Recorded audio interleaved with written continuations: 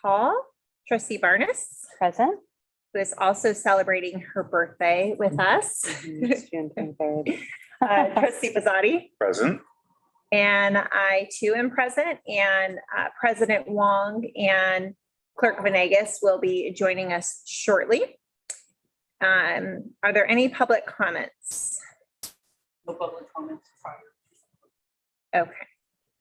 The announcement of items to be discussed in closed session, and then I'll ask again, just in case. So we have Government Code 54956.9 D2, pending or potential litigation. Government Code Section 54957, public employee discipline, dismissal, release. Government Code Section 54957.6, conference with labor negotiators, WSTA, CSCA, and management. And Government Code Section 54957, public employee superintendent. Okay, once again, are there any public comments? No public comments received. Okay, then we will go into closed session and return at 6:30.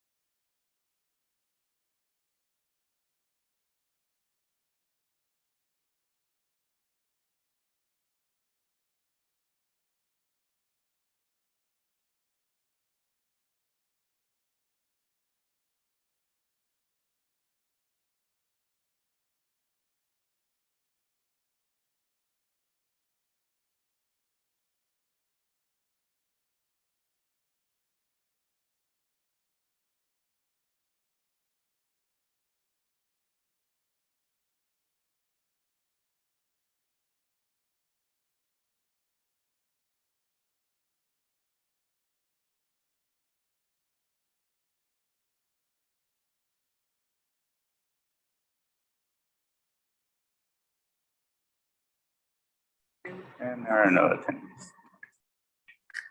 All right, we are reconvening an open session at 6:47 PM on Thursday, June 23rd, 2022. Announcements sorry, where am I? Oh, talk to your son is on. I want to go to the Pledge of Allegiance and then roll call. Yorgos Kasanis, would you mind leading us in the pledge?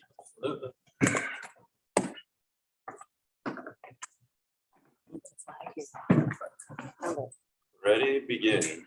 I pledge allegiance to the flag of the United States of America and to the republic for which it stands, one nation, under God, indivisible, with liberty and justice for all. Thank you so much. Roll call. Trustee Barnes? Present. Vice President Kirby Gonzalez? Present. I am present. Clerk Benegas? Present. Trustee Pizzotti? I am present. Okay, announcements of actions taken in closed session. Government Code Section 54957, Public Employee Discipline Dismissal Release, Information Received. Item number 2, Government Code Section 54956.9 D2, Pending or Potential Litigation, Information Received. Government Code Section 54957.6, Conference with Labor Negotiators, WSTA, CSEA, and Management, Information Received. Government Code Section 54957, Public Employee Superintendent.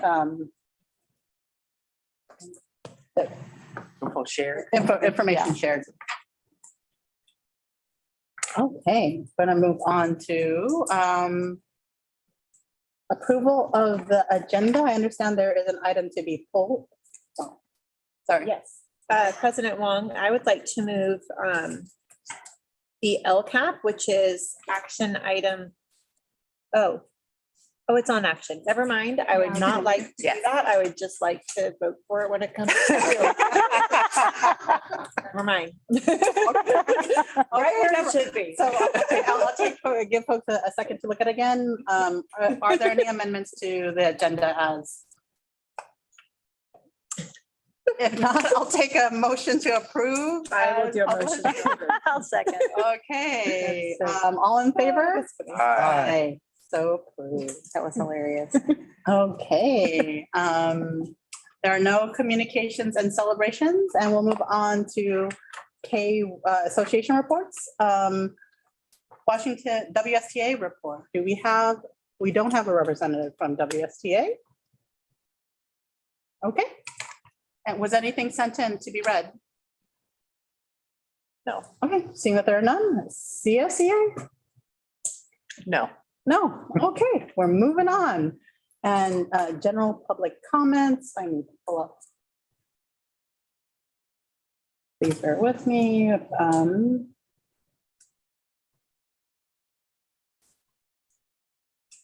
Before we go there, I will just, again, thank you for always allowing me to do a land acknowledgement. So Washington Unified School District acknowledges that Indigenous peoples and nations, including Patwin, Nisenan, Miwok, and Wintun peoples, have stewarded through generations the lands and waterways of what we know as the city of West Sacramento.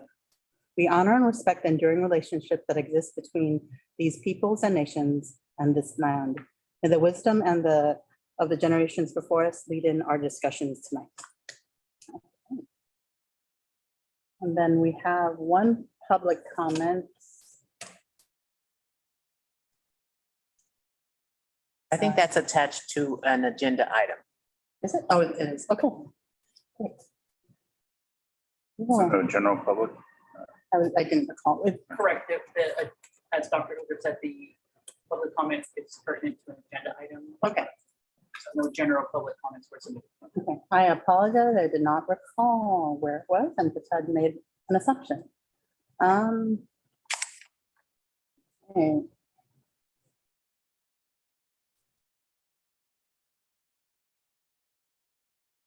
What happens when you come late?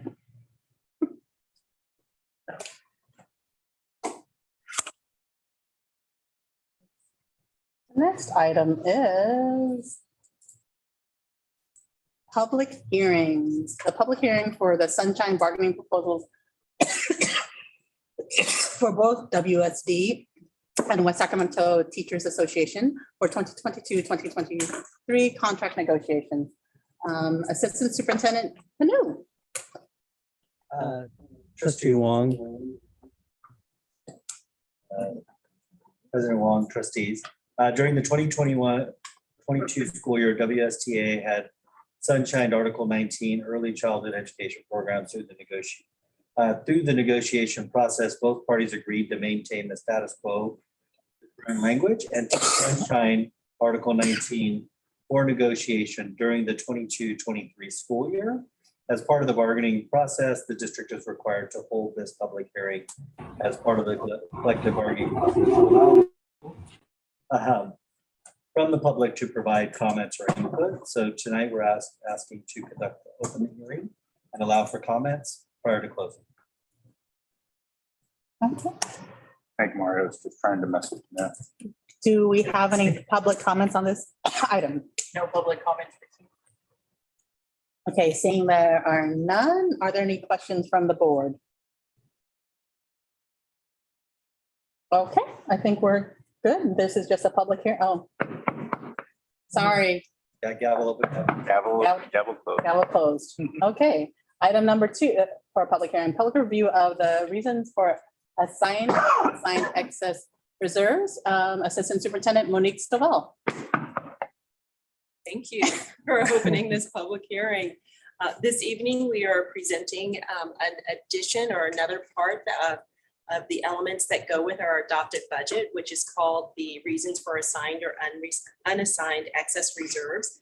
This is related to our ending fund balance. As we shared during the public hearing at our last meeting, we do anticipate that we will have reserves in excess of the board identified 6%. Just a reminder, by law, we have to have 3% of our expenses in reserves. You've identified, we'd like that to be 6%, which is fantastic. However, we actually have more than 6% as we shared, and we've identified ways to use that reserve.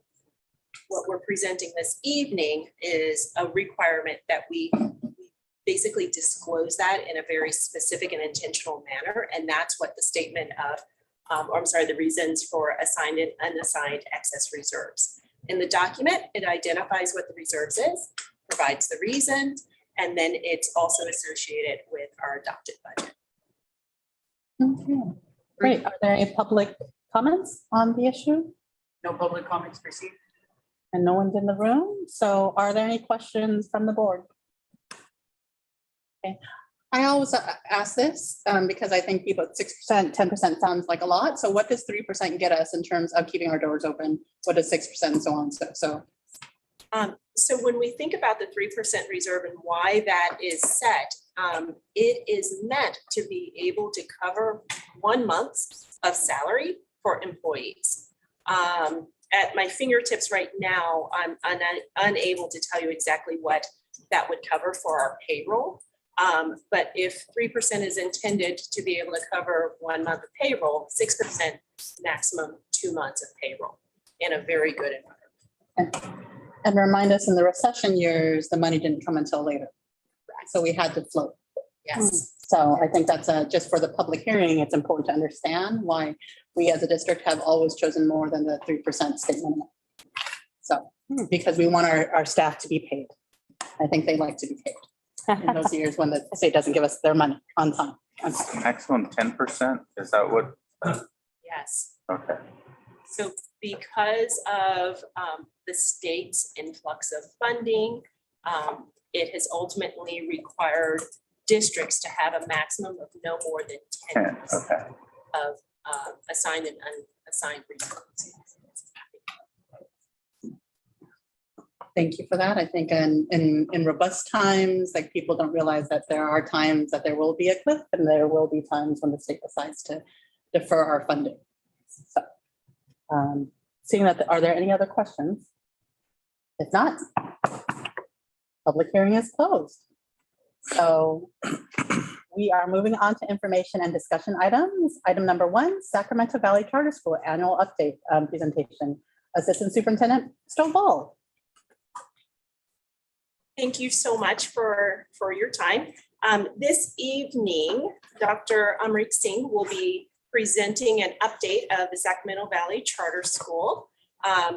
This is one of the charters that we have authorized within our district.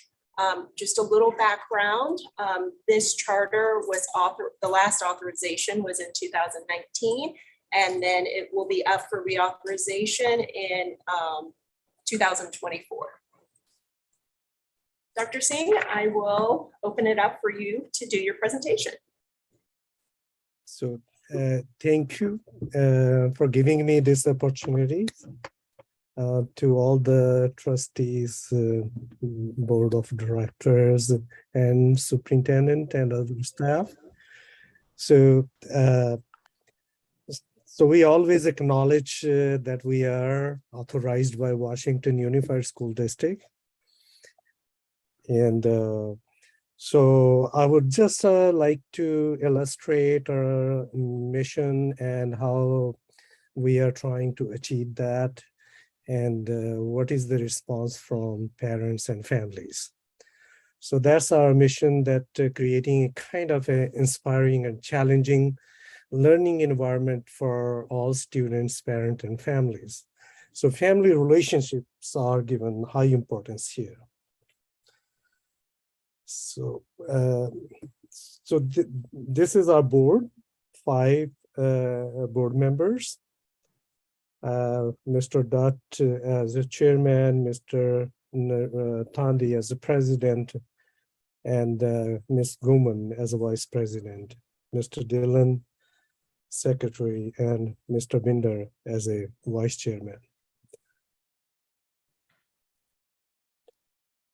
So we have around 18 full-time teachers and 2 part-time teachers, and with 6 paraprofessional instructional assistants, 5 drivers, we have 5 air-conditioned buses, and yard supervisors, cafeteria staff, and office staff, around 9 of them.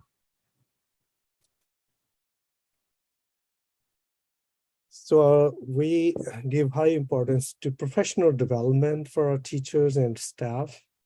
And it's always ongoing. Before we start the school, there are 2 full days for professional development. And then ongoing throughout the school year, we have 7 minimum days. And we have around 4 hours of time for professional development set aside on those minimum days. So all the standards, Common Core and NGSS, they guide our curriculum and all instructional planning throughout the year.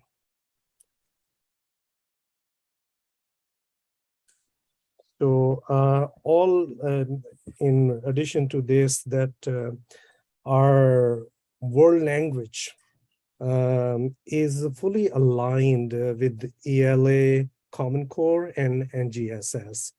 And so all subjects are kind of aligned with each other, one another, like it's an interdisciplinary kind of a curriculum. So these are adopted curriculum we have, Pearson for social sciences, and for science, and the Pearson again, and Harcourt for Go Math.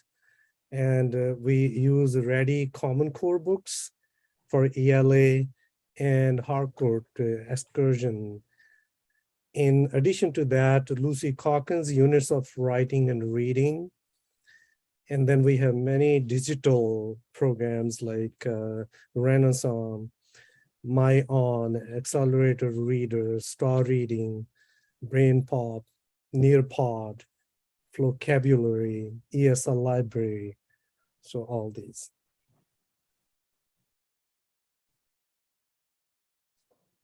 So this is our current demographic. So this year we increased more representation of other diverse groups. So now earlier it was more than 90% Asian or Pacific Islander, but now we have increased more, and we are aiming to increase even more by giving some ads and approaching different communities. So this is our gender, yeah. So we are making all out efforts to recruit diverse group of students. Niche, we signed up with them and add there. We use Southport for more than 2 years. Southport West Sacramento based magazine, and we Facebook outreach and then flyers and reaching out to different communities.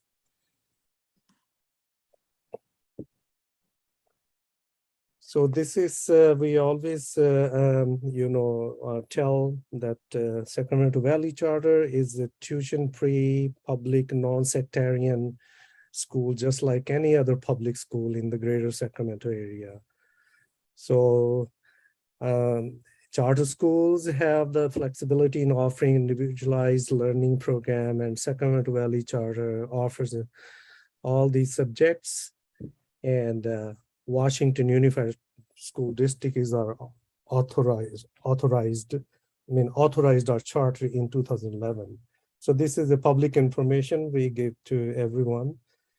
So this is how we give preference as per our charter. Siblings of currently enrolled students and currently enrolled students in the Westmore Oak Elementary School attendance area, they get preference. Children of current charter school employees, there are not too many. All other residents of the district and all other applicants. And so the process is the same common as it's used in all other public schools.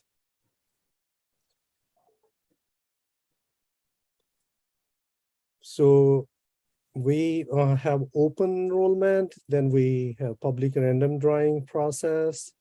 So after that, first come, first served as per the preference we have defined in our charter.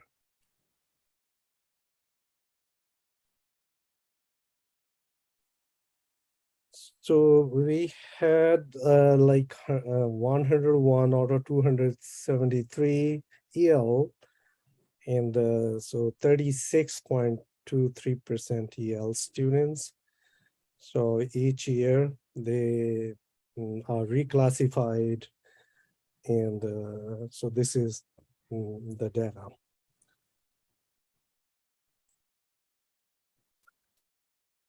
So special education services, only I think 2 years ago is we moved to El Dorado, SELPA, and so we have only 11 special education students, and so we have one special education teacher serving them within the classroom, and also pull-out program. And we have NPA, we use total education services. So they provide a psychologist, counselor, behavior specialist, and all other social emotional needs, professionals.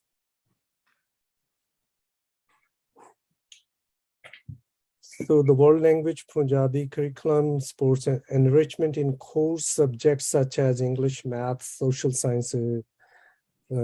Students learn English and Punjabi grammar, translation, writing, speaking, and oral comprehension in both languages. So it's aligned with ELD standards too.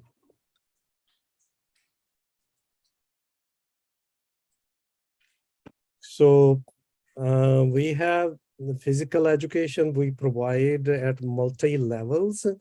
We have hired a outside agency to provide a SWET program to our kids, and we have also employed those who do traditional dances And so that all students can meet PE standards.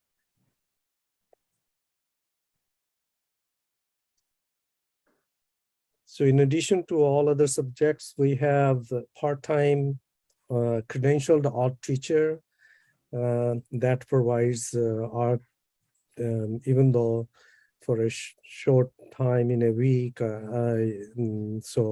But every student is exposed to art. And they enjoy this class best.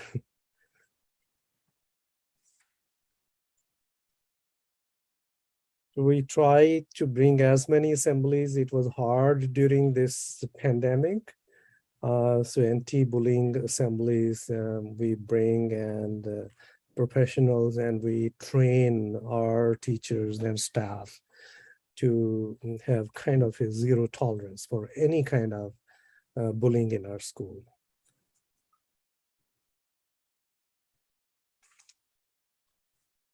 So we also this year signed an MOU with California State University, CSUS, and one of the community member who donated to Sac State a kind of $1 million for setting up a chair. And so he also brought a SEL program to our school. So the whole team, President Nelson, and all the head of the Department of Psychology and deans and everyone were there, visited our school, and we finalized the MOU with them to provide for next school year. It started at the end of this school year also, but it was going to continue for the next school year. So the mentors and the trainees are going to be coming to our school on 2 days in a week.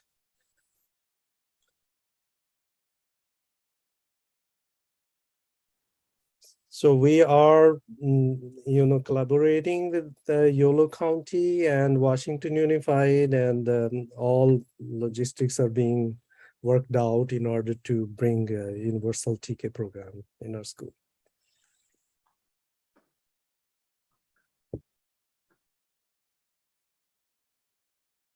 So we just concluded Summer Boost and a Summer Boost and STEAM camp also. So, and we, tomorrow is the last day for that. And there are 52 students, high need students recommended by teachers. And then for high performing students, we brought STEAM camp. And so it was for a week, but was highly liked by parents and students as well.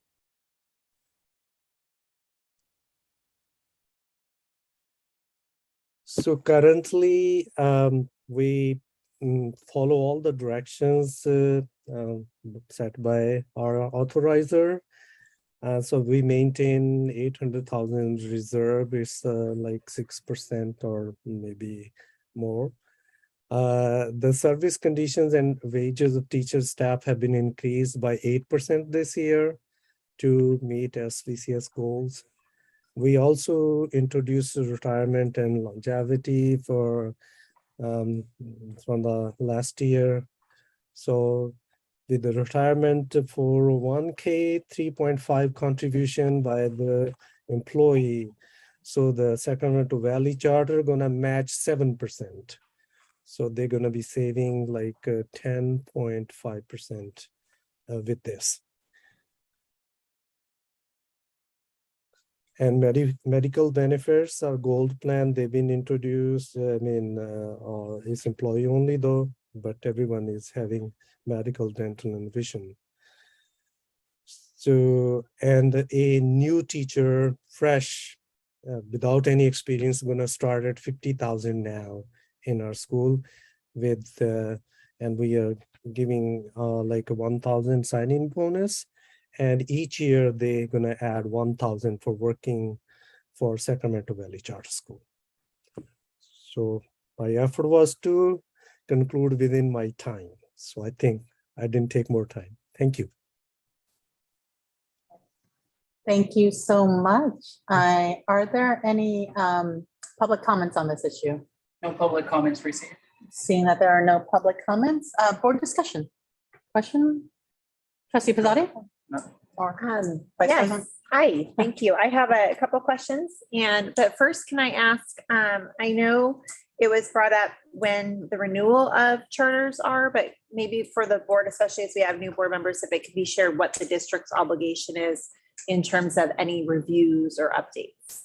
Absolutely. So a way that I kind of characterize our oversight responsibility for our charter schools, it's similar to the oversight that county offices have of us. So we are responsible for reviewing them fiscally, for making sure that their teachers are credentialed and they're meeting all regulations, reviewing their educational programs, and making sure that they are on the right path and being able to provide that technical assistance when necessary.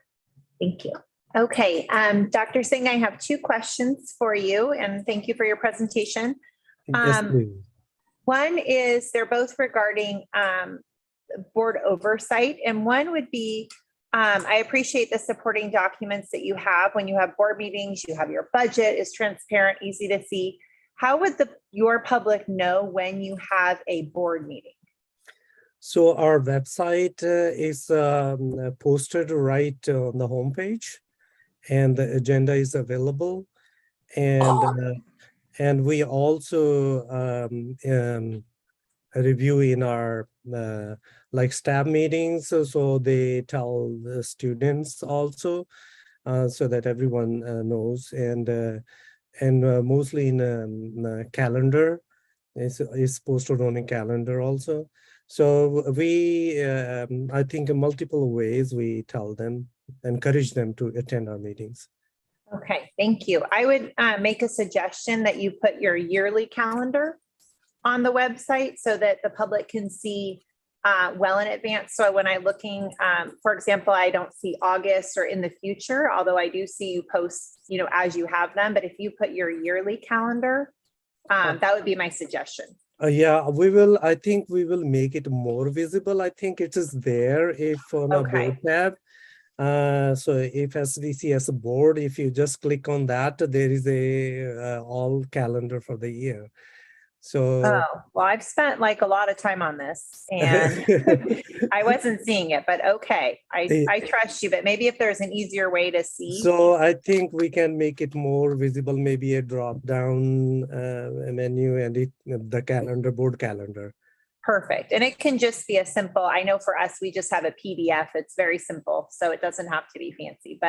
And then my other question, this is a question I had asked in the past, and I knew that you all were working on it. I know you serve students from all over the region. And so I understand that you have that lens, but in the past, you did not have a board member that lived in West Sacramento. Has that since changed? Do you have a board member that lives in West Sacramento now?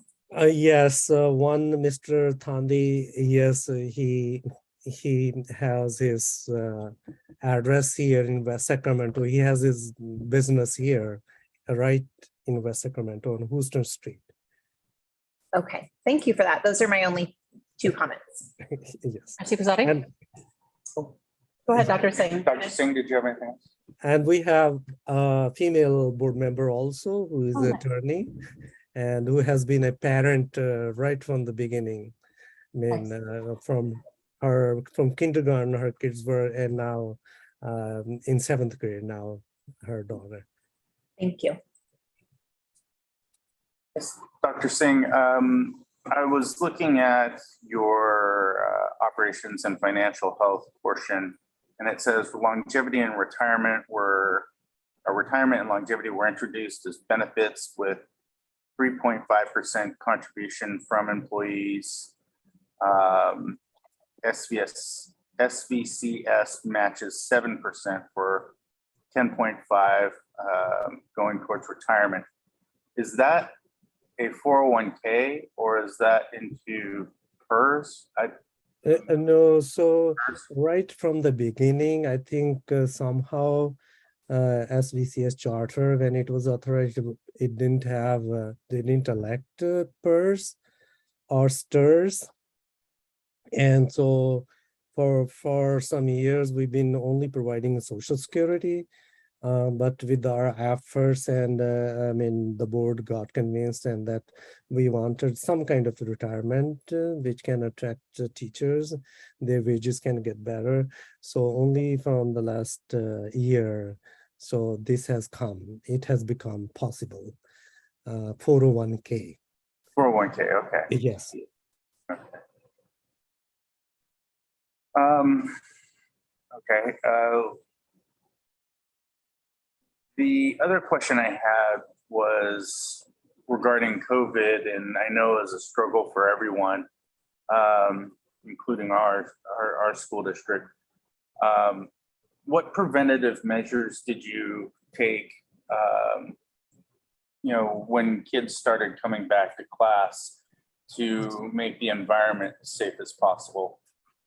So, right, actually, we had all the, air purifier in every room, extra ventilation, and portable hand washing station all over the place.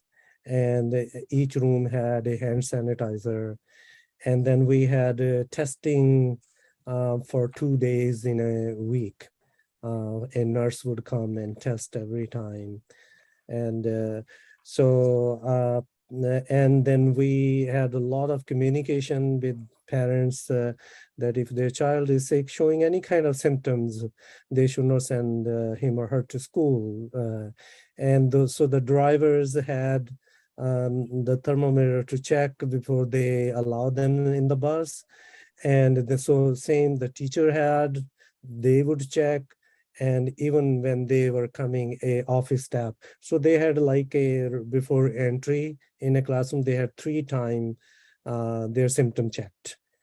And immediately, if there was anyone sick, so we would isolate in an isolation room and inform the parents, and they would be totally. So we tried to minimize as much as we could.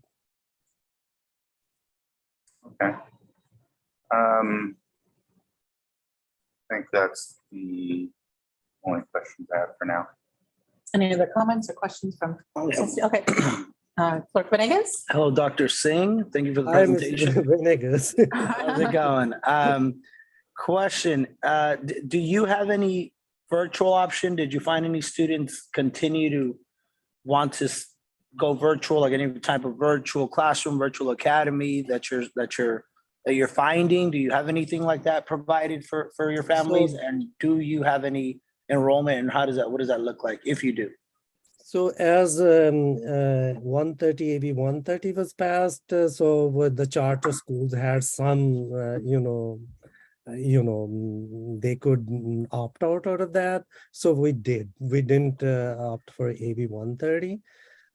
So that's why we didn't have any independent study, so that we are required to provide because of the shortage of staff, and it was not possible.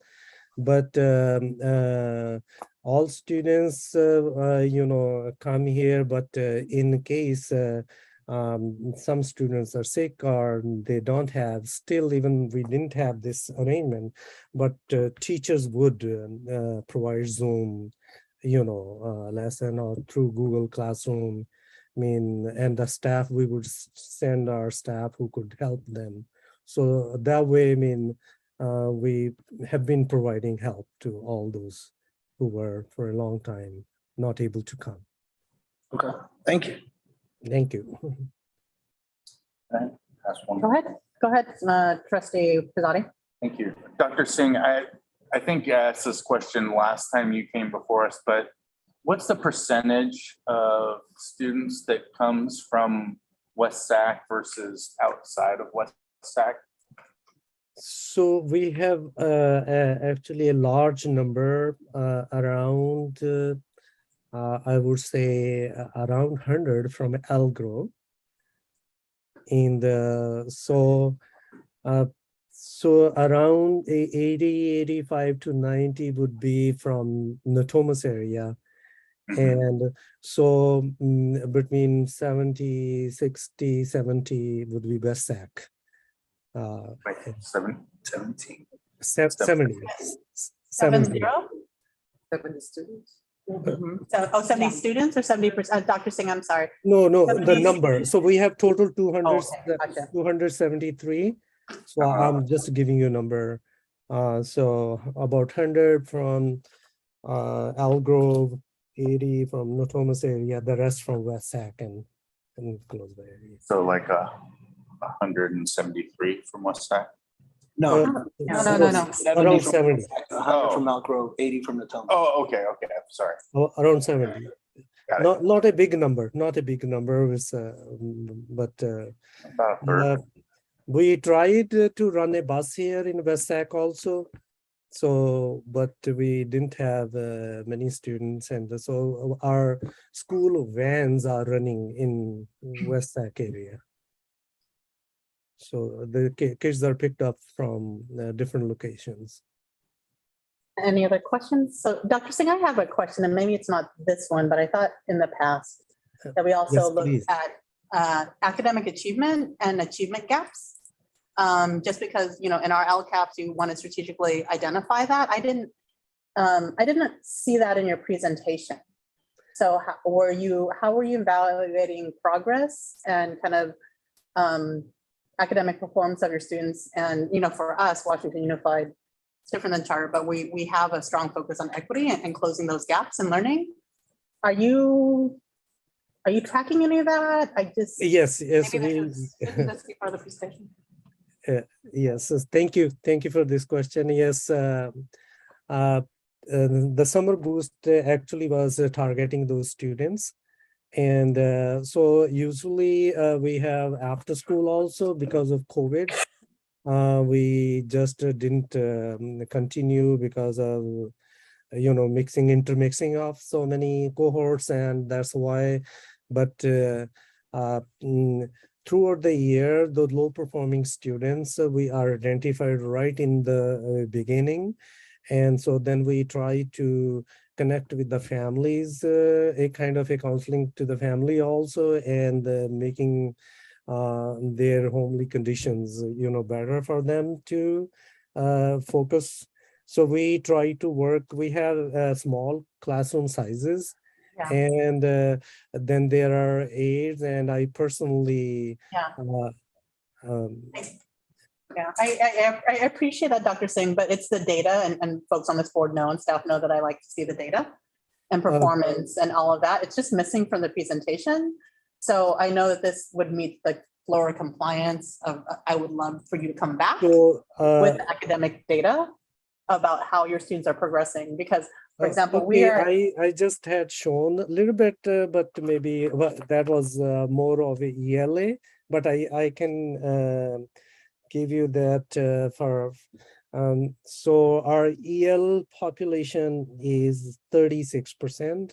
That's a high. And so the this master plan, EL master plan, and we have one full-time teacher and one aide, and so so there are about 60 students, those who are identified out of all these 270, those who are the achievement gap.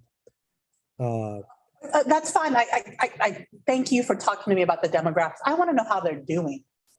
Oh, breakdown. The breakdown of their performance. How are they doing academically? And I'm not sure if you're doing, kind of. I'm not that everything is in a test score, or how are you measuring progress made towards closing, and just academic, teaching and learning. How do you know you're effective? How you.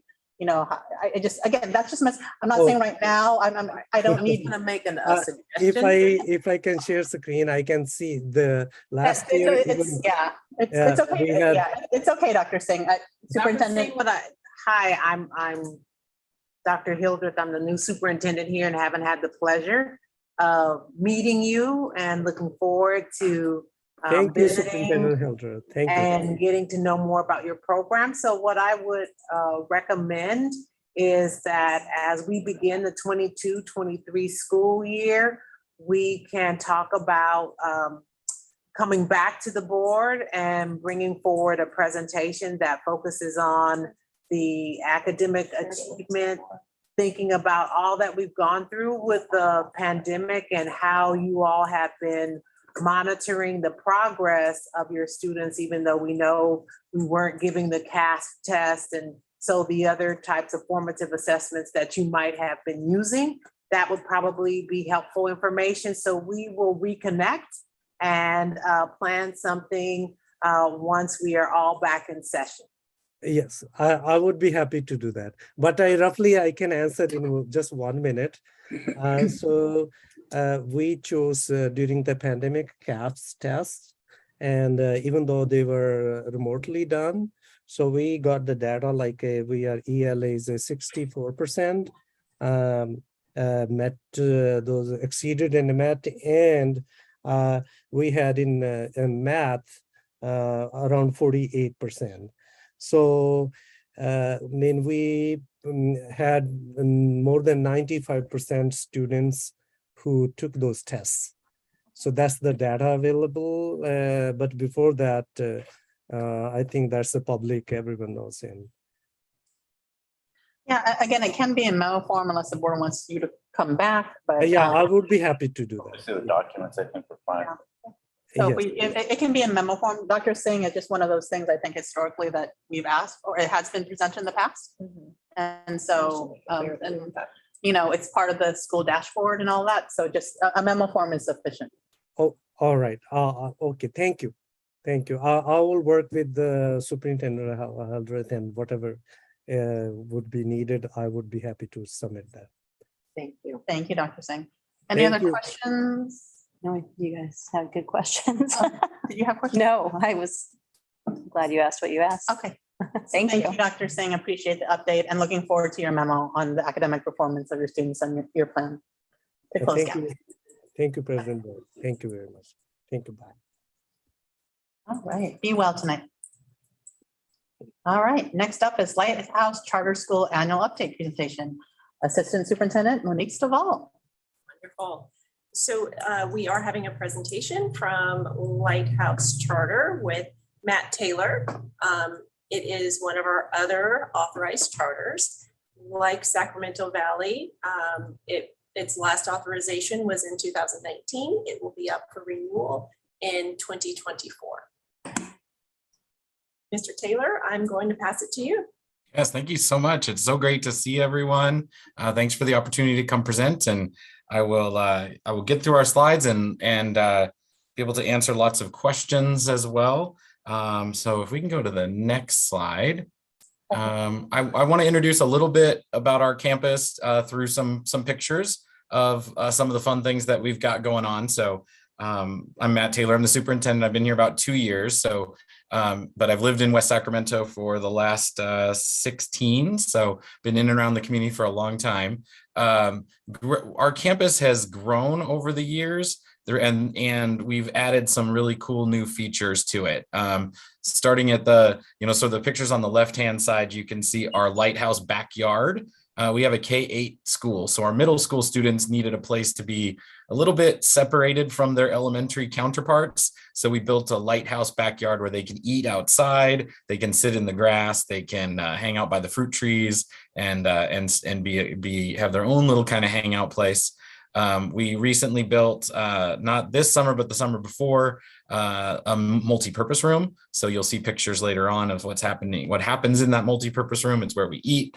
When we have indoor eating times, as well as where we do all of our sports activities. We have a garden at the center of campus, and then we've done a lot of work with our TK and kinder playgrounds, trying to make developmentally appropriate playground area for the kiddos. They love playing house and climbing on the little jungle gyms and climbing in our trees. So it's very, very fun times. All right, next slide. So as our multi-purpose room came online and and we were able to sort of figure out how to do sports with the COVID restrictions, we were able to actually offer our first year of our Lighthouse sports programs. So we had girls volleyball, we had girls and boys basketball, and we also ran a girls on the run program. So we had a very, very fun time with our kids, being able to just sort of express themselves through athletics. They're, got to play against, we actually ended up having 2 teams. There were so many kids interested that we ended up having 2 teams and played against some other small schools in the region to create our fun little sports leagues. All right, next slide. As part of our regular review, there's an MOU that we have with the district, and there's particular items. So I've labeled those with the section in the MOU. So this is the financial review section 14.1A. These are data from our most recent second interim budget, that our revenue was up about 83,000 from what we anticipated at the beginning of the year due to some of the state monies. We had some increases in our salaries and benefit costs that sort of created a decrease in that amount. And our net impact on revenue over expenses from the first interim was favorable at 0.13 million. And our net asset projections was about 1.13 million, with the reserves projected at 19.4%, was our reserve based on all the one-time monies that were coming in and things like that. We are continuing to engage and manage all of these COVID funding streams that are coming in, and have tried to push as much money out to our staff as possible. We did a $1,000 salary enhancement for every employee, classified and certificated, in June, based on a lot of the one-time monies coming in. So next slide. The next section, in section B on the MOU, asks about our educational program.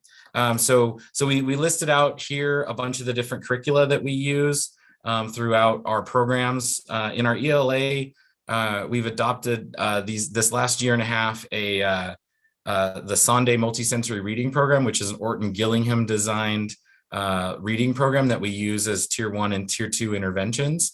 It's been fabulous to help our students, particularly those that have reading delays or dyslexia, really engage in their reading during those early years, and we've seen some great success with that. In our math program, we have our teachers help decide which curriculum that they want to teach in their particular grade span.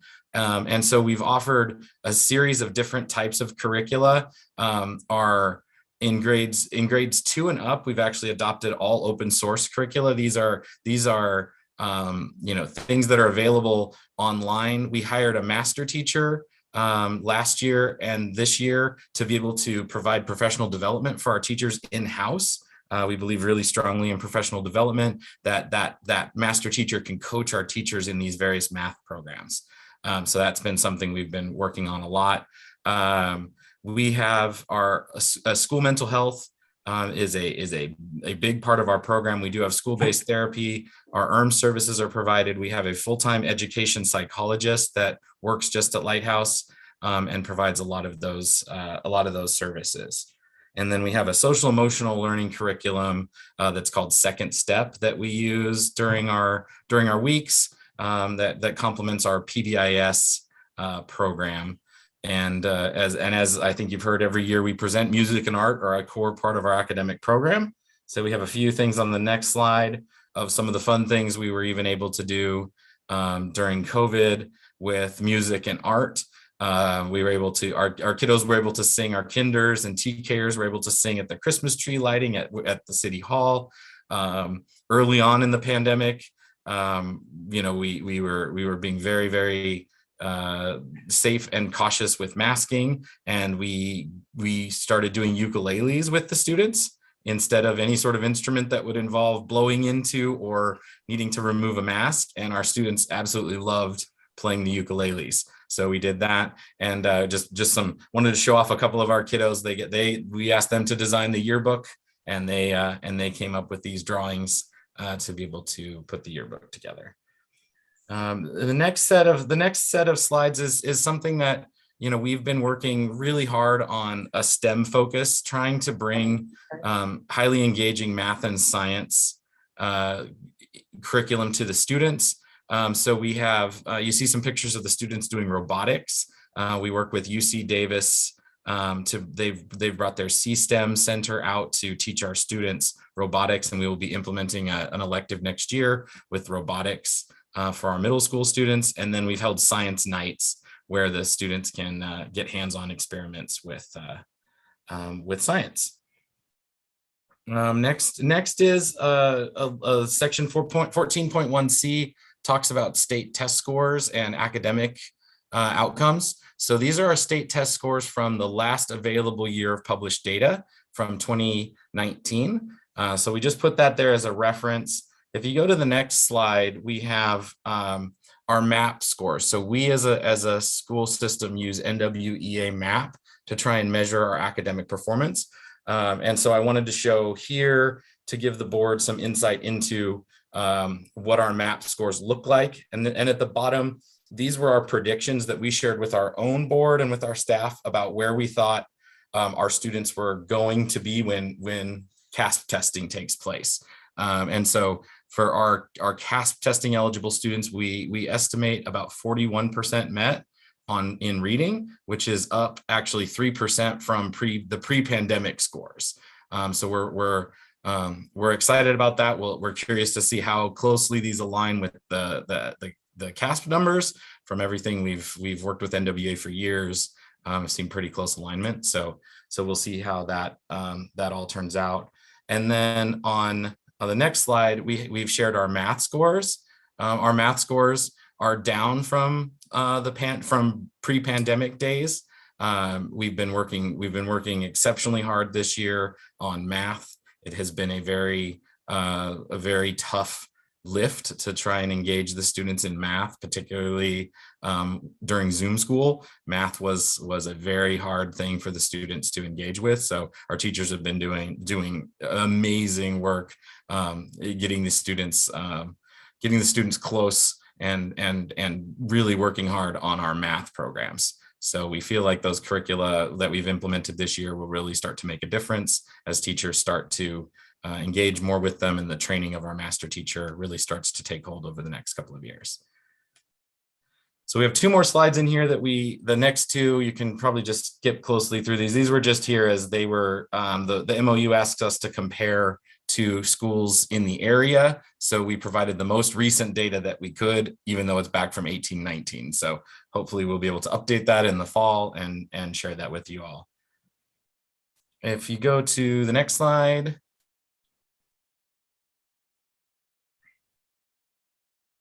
Yep, one more, sorry. Thank you. This is our staff qualifications. So this is 14.1D of the MOU. We have 25 certificated staff. 100% of them are meeting state credentialing requirements. We did have 3 certificated staff serving on long-term sub-permits in the spring of 2022. With the governor's extension from 30 days to 120 days, we were able to keep those staff in the classrooms with the students. We have 26 classified staff, and we have a teacher retention rate of about 73%. And that includes one teacher who switched to our sister school down in Clarksburg, DEX. And then in terms of staffing, I mentioned before that professional development. Oh, next slide is perfect. Professional development is a huge part of what we do. We brought all of our staff together at the beginning of the year to do our annual retreat. We focused this year on PBIS and MTSS, as well as some of the curricular offerings that we have. We're currently in development of our 22-23 professional development for this August with our labor partner, the River Charter Schools Teachers Association. And our teachers are part of STIRS, and our classified staff are part of PERS. So we have our retirements through that particular program. We have our normal K-8 enrollments. This year we had a virtual enrollment of about 30 students in our virtual program. So we were able to continue to provide information virtually. We had a teacher that was dedicated exclusively to the virtual students, which was great. And that teacher was able to keep those students engaged throughout the entire year through Virtual Academy. Next slide, please. our admission process, this hasn't changed since the charter was initially adopted. We have a lottery, and then we have mid-year transfers. If we have room, students are entered into the classroom based on space in the priority list. And then you can see here's the priority list rankings of how students get entered into the program. Next slide.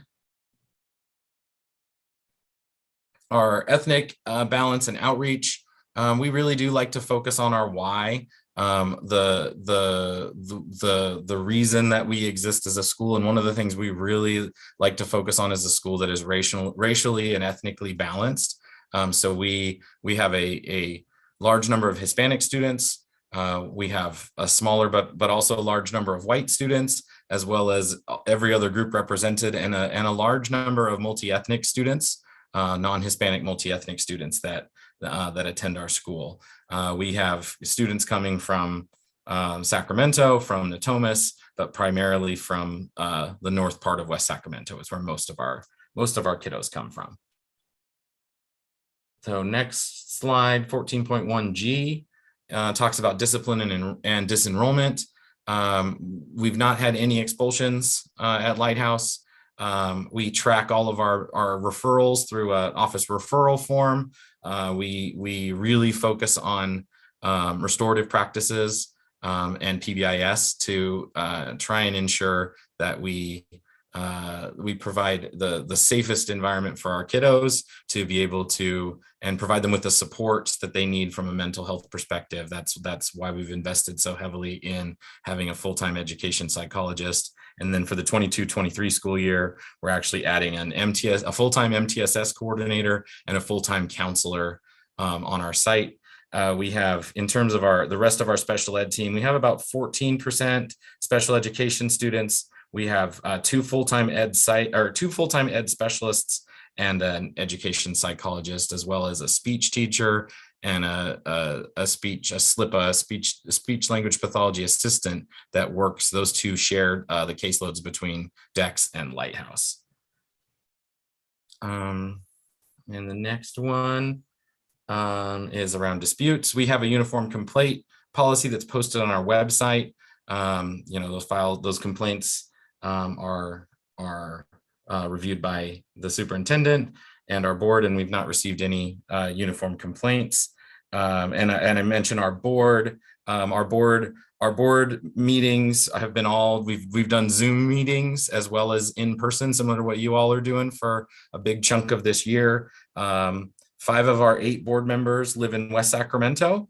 And so we alternate our meeting locations between our school at Lighthouse and our school at DEX. And then we have the meetings are available on Zoom so that parents and teachers and other staff can log in to those meetings remotely. Next slide on 14.1I. In the packet and in the info that we've provided to Washington Unified includes our safety plans, all of our COVID reopening plans. I'm happy to answer any questions about that. That was an adventure for sure. Our student health policy, and then our school pickup and drop off procedures. Our school in West Sac, we have a big drop off loop. So we're able to get a lot of kids in and out. We've been working a lot with the city on traffic mitigation to try and make sure that we are doing our part to ensure there's not traffic backups on the streets around us. And that's been a great relationship with the city. And the last couple of slides on our students, one of the things that our 7th and 8th graders missed out on during COVID was they didn't get to go to outdoor camp. So we do a science camp in 6th grade. So normally we just take the 6th graders, but this last year we actually took 6th, 7th, and 8th graders. So all the kiddos got to go have that outdoor ed experience, which was very, very fun. And they got to zip line and be in the woods and live in yurts for a week. It was very exciting times. And the last slide was a really exciting experience that we had with the Washington Middle College High School. Just around the corner from us is the Washington Middle College High School. We are actively encouraging our Hawks to become Panthers. I actually led the field trip over to the the Washington Middle College High School to show our students that, you know what, this is a high school that you could attend. You could, get your college units while you're in high school, and the students and the staff over there were absolutely amazing in welcoming our 8th grade scholars and showing them what it's going to be like to be in high school. So, and that is all I have, and I'm happy to answer any questions. Okay, before we go there, are there any public comments? No public comments received. Okay, seeing that or none, board questions? Trustee Pizzotti? Sure. Matt, did I hear that correctly, that you guys have a teachers association, you're unionized? We do. We've been working with our labor partner since December of 2021. We are in the midst of bargaining right now, getting those articles all taken care of, and we are really going through that process in depth. It's very good, very good. I think we're working really well together. Bravo. Yep. Music players. Thanks. Do you have a classified employee union as well? No, that group has not yet decided whether they want to organize or not. I think we'll see what that looks like in the future, but we have not seen that yet. Okay. Let me backtrack a couple slides here because I saw something. Yeah.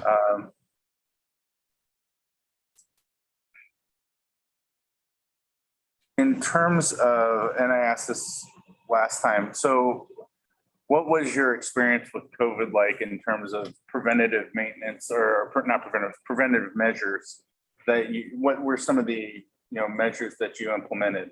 Yeah. To try and reduce once you came back. Yeah, we worked really, really closely with the County Department of Public Health on what were the best initiatives. We had them come out and visit. We had schools from around the region come visit with us. We visited other schools to understand what was best.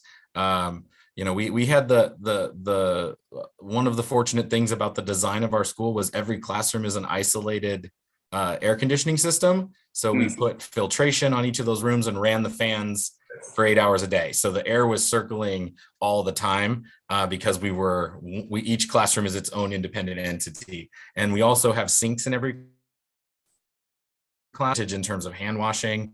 We ate outside. We moved all of our eating to be outside. We separated the cohorts as much as we could for recesses and for electives. So we did a lot of those mitigation strategies, and we followed the county guidance to the letter in terms of when there was a contact tracing. We would do testing. I myself probably performed at least 5,000 COVID tests over the last 18 months because we didn't have the staffing to be able to pull it off. So, early in the morning, I'd be out there at the table helping kids swab their noses as they're getting cleared to come back into class. So we were very, very on top of those things. And it was nice that we were able to do independent study for the students. They could get a packet to be able to continue to do their learning and check in with their teachers and do all of those things. So you didn't, I'm not sure if I heard this correct. You didn't have a vendor come and do testing at the school site. It was, okay. So it was basically when you feel ill, you tested them on site.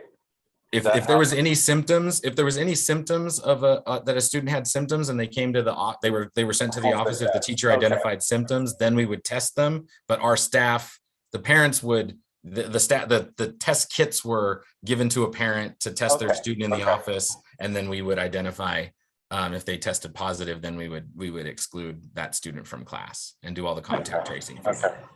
Understood. Matt, building on that, I thank you. You opened before us, and so thank you for giving us the tour of what that could look like. Yeah. I think we would benefit from also understanding that even before COVID clinic, even before Healthy YOLO Together, what were you doing? And how did you get that? In terms of testing?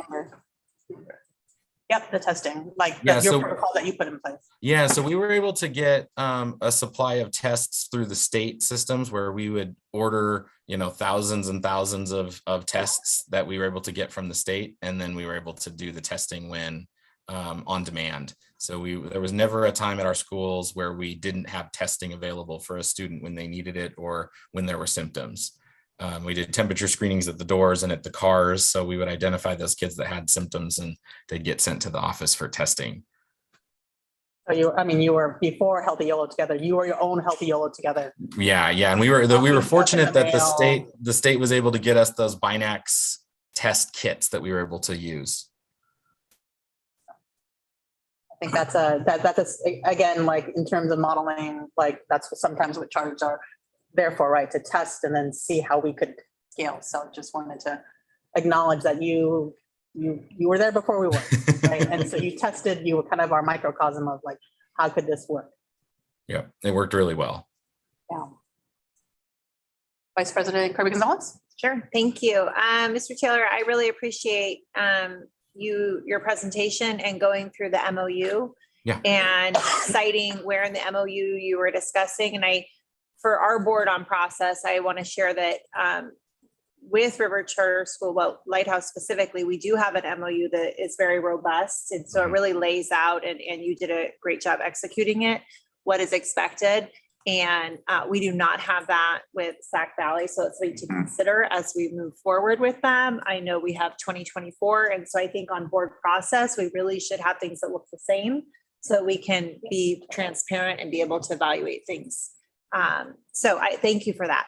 And I like now as I look at going through your board presentations as well, it's much easier, to pull out all the data. You have all your stuff there, which is great.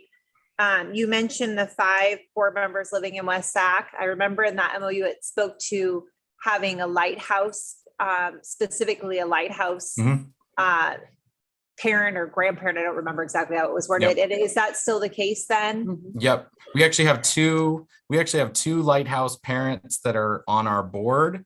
And then we just, we've tried to balance the communities as much as we can. A lot of our students that attend DEX, live in Southport. So they, with some West Sac students down there as well. So we want to make sure we have both West Sac and Clarksburg representation on our board, and has been our board has been moving more and more towards West Sac board members over the last couple of years. Okay, great. Well, I'm glad you have that good representation. And it was good too to hear the partnerships with Washington Middle. And I know your kids will need to feed in. And so we have great programs to offer them. And so I was happy to hear that.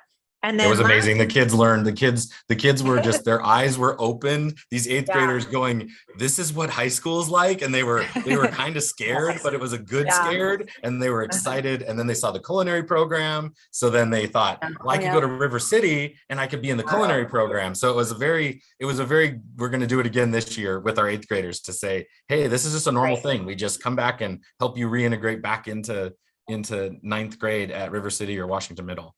Perfect. Thank you for that. And then the last piece, I think this is probably with our staff, because it says that you submitted data about disenrollment. And so I haven't seen that. So I assume maybe that we can have that shared with us then. Okay. And so that is all. Thank you. Perfect.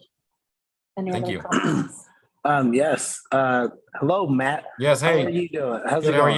how are you? I wanted to kind of ask on like multi-language families. How is information shared?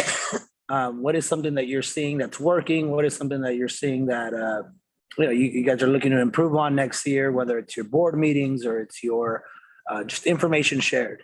Yeah, no, good questions. We have, we use a system called Parent Square for parent communication, which is it integrates with our student information system, which is ARIES. And it actually, when parents select their home language, the documents get translated as part of Parent Square. So they get sent out in whatever language the parent has designed. Now, they are machine translations, but our staff can go in and edit them. So one of our front desk folks, she's a native Spanish speaker. She goes in and cleans up the Google Translate, because it's not always perfect when we're sending out parent communications. But it's pretty nice with that auto translate. It actually has, 37 languages. So even very obscure languages that we may only have one student that family speaks that language, they can get it at least in Google Translate, so they can at least understand the basics there. We have a couple of staff that are Russian speakers that will do translations in Russian for us. That is, that is our second most common language. And so, yeah, so we do that. Some of our improvements that we're working on is moving to an online board information system, sort of like how, you guys use Gamut. There's some others that, CSBA won't let charter schools play with Gamut, but there's others out there that we want to move to a more robust online policy and board management system, so that it's easier for parents to access all of those things. Right now it's on a website and they can find it, but it's not ideal. It's a bunch of PDFs that if you don't know what you're looking for, it's hard to find. We want something that's searchable and accessible by our parents. And so we'll be implementing that this summer. Thank you for that. And then my last question is, you mentioned you had a teacher that is assigned to your virtual students. You said you had about 30 students. Yeah. Were just all grade levels, like just independent study helping all grade, like general, or was it just a specific grade level? And how did that?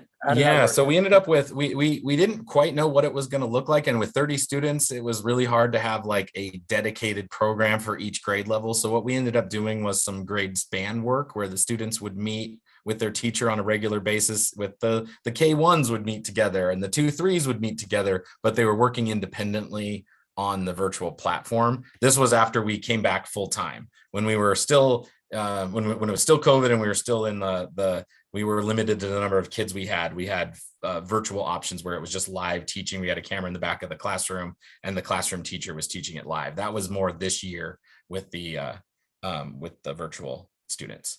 And we're planning to continue that for next year because we still have a handful of students that are immunocompromised that are not yet comfortable coming back. And maybe, with the vaccines coming in for little guys, they'll be more comfortable, but we still have a handful of families that are still interested in virtual for next year. So we're going to continue to run that program for at least another year to meet the medical needs of our community. Thank you for that. Thank you. Do you remember the paras that they had that were, I felt like you guys had a lot of good information up front that we were like, ooh, like President Wong said, thanks for being our little example.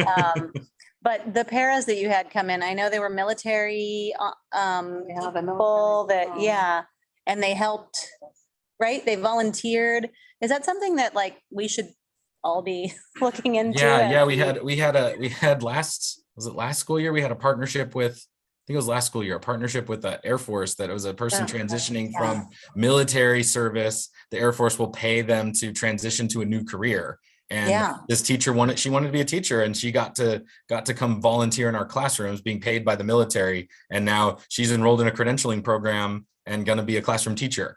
But she couldn't work with us while she's getting her credential now, but we were able to have her be in our classroom with our students. So that was very good news. Yeah. Okay. We've done a lot with our paras, trying to add additional trainings for our paras, as well as additional push-in supports for the students. They were parents, right? Your paras were like from the community. I don't. Yeah, I felt like there was something else that you did that was really creative to help with that transition from being at home to coming back with the virtual component in the classroom. And it was great. Yeah, we had a full-time teacher and a full-time para-educator in every classroom when we were Zoom schooling for those upper grades that were Zoom schooling, because it was so hard for the teachers to engage with the students on Zoom in a meaningful way when 15 kids were in class and 10 kids were out of class. So the para-educator helped bridge that gap. Sometimes the teacher would go with the Zoom kids, and then sometimes and then the para would teach the class, help with that, and then they'd alternate. So it gave an opportunity for small group interactions with both folks. So given the one-time dollars that we had, we were able to do that. Okay. Yeah. Thanks. You have a follow-up? Yeah, I did. Yeah, kind of piggybacking on that point. I remember, I think when I went and toured the school last time, you had in your younger grades, I think it was K through, I want to say 2, you had full-time paras. This was pre-pandemic, right? You had full-time or teacher's aides or something to help with the the class and the size of that class. Yep. Is that still a program? Yeah. So there's a couple things we're doing for this next school year and that are going on right now. We have full-time aides in TKK and 1, and then in Okay. second grade, we have that shared between the 2 aides. We've actually reduced our class sizes this year as well, starting next year down to 28 and then 24 in TK. So we are slowly ratcheting down our class sizes because they were up to 32, which Yeah. we did not feel was an ideal situation. So one of my initiatives my when I came concern. on was let's ratchet this down slowly. So now we're down to 28 for next school year. Okay. Yeah. That's good. And then when you talked about giving a tour of Washington Middle College, Mhm. are you also planning on touring River City? For those Yeah, we do. that- We do want to. It was so convenient with Washington Middle. We actually walked the kids over there. Yeah. So we just said, hey, we're taking an afternoon and we're going to go hang over there. We did we advertised pretty heavily for the enrollment nights at River City, so the parents would take their kiddos over there. We didn't do a direct thing, but that's a good idea that we will look Yeah. into. I'm sure Principal Billingsley would welcome that. Perfect. I'll get it set up. Thank you. Any other comments? Nope. I've been holding on to this mom joke that I've been Vice President Kirby Gonzalez about. I told her to wait on it. I so there waited you on go. it just to break it up a little, and then I'll ask a serious question. So when the complaint is uniformed, what type of uniform do they wear? Oh, no. We don't have any uniforms. Because it's a uniform complaint versus a uniformed. I know. I wear a uniform. I always have my polo shirt on, but the kids don't wear uniforms. And so as a multilingual, I'm like, oh, primary English speaking people make that mistake too. So it's just like, I've been holding on to this. Like, what does that complaint look like? Does it have a hat? Does it wear a tie? That's funny. Sometimes I'm funny. Don't ask my kids. I'm never. You're never funny. I mean, nobody else caught it, but I'm like, oh my God, Sarah. I laughed very, very hard. Okay. You missed my joke. I'll tell you later, Christy. Okay, good. So back to the data question, and I appreciate your why in terms of the demographics, but again, you were here when I asked Dr. Singh is like, thank you for the academic data. I really appreciate it. I really appreciate that you put that in the deck. But also, have you considered disaggregating it to see by race, ethnicity, or I know that you're working with Eldorado with Ed on your SELPA, so with students with disabilities. Have you done those cuts of the data? Yeah, we've started doing some analysis around that. I'm always reluctant with NWEA.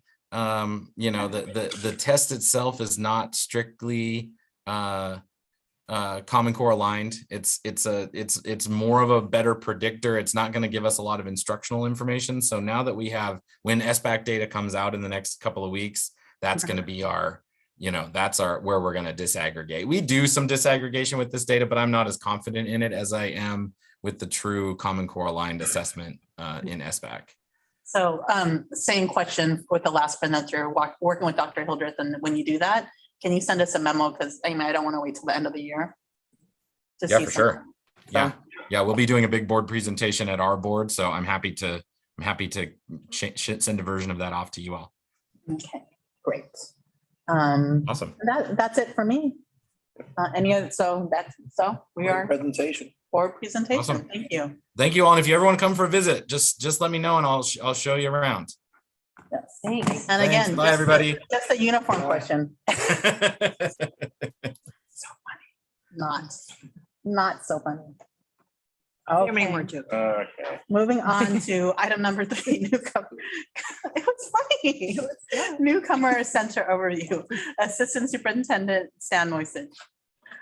And Stacy Tran. Yeah, so before we begin, this is an item that we are really excited Yes, very excited. to bring to the board. It really, I think, is a composition of lots of conversations that we have had with each of you over this year. the work that we have done with our staff, especially our homeschool liaisons, our outreach, really, and our administrators and teachers who have come to us and shared what they're seeing in terms of an influx of students who have great need and asking us how could we assist in that. So we got our brainstorm hats on and thought about what innovative way could we bring something immediately. So starting in August, how can we support some newcomers that are literally very new to our community? And so what we are providing to you this evening is an overview of what we think a newcomer center in Washington Unified will look like. So now I'm going to turn it over to Stan.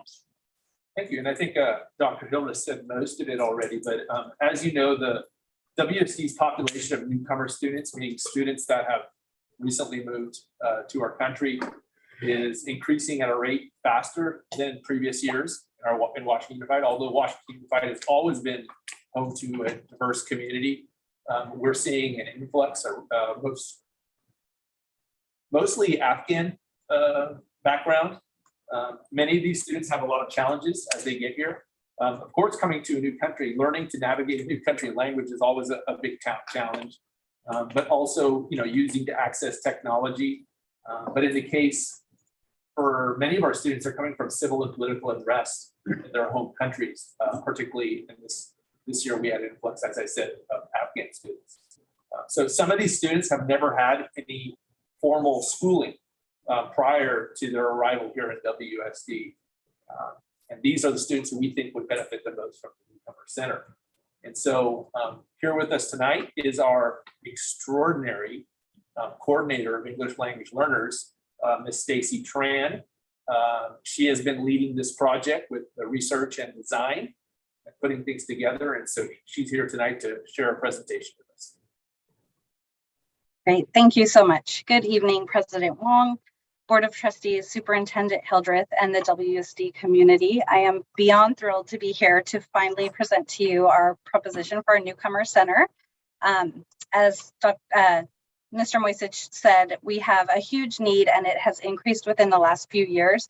And so as WSD is always ready to adapt and meet the needs of our students, we feel like the Newcomer Center is the perfect solution to this issue and to really meet the needs of our students and help them succeed. Next slide, please. 4 of our main goals with the Newcomer Center is to help students with their foundational literacy skills, to provide accelerated ELD, English language development instruction, also provide students with social emotional support, because as previously mentioned, many do come from trauma, and just adjusting to life in a new country is a lot of adjustment needed for these students. And then also we want to overlay family resources so that we're not just equipping our students, but we're also really equipping the families with the resources they need to feel successful and comfortable here in our West Sac community. Next slide, please. So out of our 1,200 English learners in Washington Unified, we have approximately 105 who have arrived within the last 2 years alone. That number doubles if we include the last 3 years. So the target audience for this Newcomer Center will be students who've been in the country for less than 2 years. And here's where they come from. So if you take a look, about 16% of our newcomer students come from Mexico. Back 5-10 years ago, that used to be our #1 country where students came from. And so the needs were very different. They often came with primary language literacy and a lot of skills that transferred from Spanish to English. Now that's not the case, as you will see. 9% come from Central and South America. 61% come to us from Afghanistan. 5% come from Russia and Ukraine. That number is growing. We just got another new student last week. And 9% come from other countries throughout the world. So the target audience, as you can see, is our Afghan students. Of course, we will accept students who qualify from anywhere, but we realize that the students from Afghanistan, coming from a war-torn country, coming from very little to no literacy, especially our female students, they could benefit from this added support. On the next slide, here's our proposed plan. So the program is targeted to start on the first day of school, August 10th, which I counted, and it's only 35 days away. Students will be enrolled, no pressure. Students will be enrolled in the program approximately 1 year. Our goal is not to have these students come and keep them for the length of their educational career, but really to bring them in, accelerate their learning, and then get them out and equipped for gen ed classes. Our proposed site is Riverbank. I've already met with Principal Rodriguez. We have 2 amazing classrooms chosen. And Riverbank is the perfect spot because it's home to 40% of our elementary age newcomer students. So nearly half of the newcomers who've been in the country 2 years or less that are in grades K through 8 are housed at Riverbank already. So transportation may be an issue for a few students, but I think the bulk of our students will come from Riverbank. For staffing, we're going to hire 2 full-time teachers, highly skilled and effective EL strategies, well-versed in the ELD standards. So there won't be a huge lag time in getting them equipped and up to speed on what they need to give these students the best possible instruction. We'll have support from 2 designated paraeducators, multilingual, of course, plus our homeschool liaisons, our outreach team, and our English learner support team as well.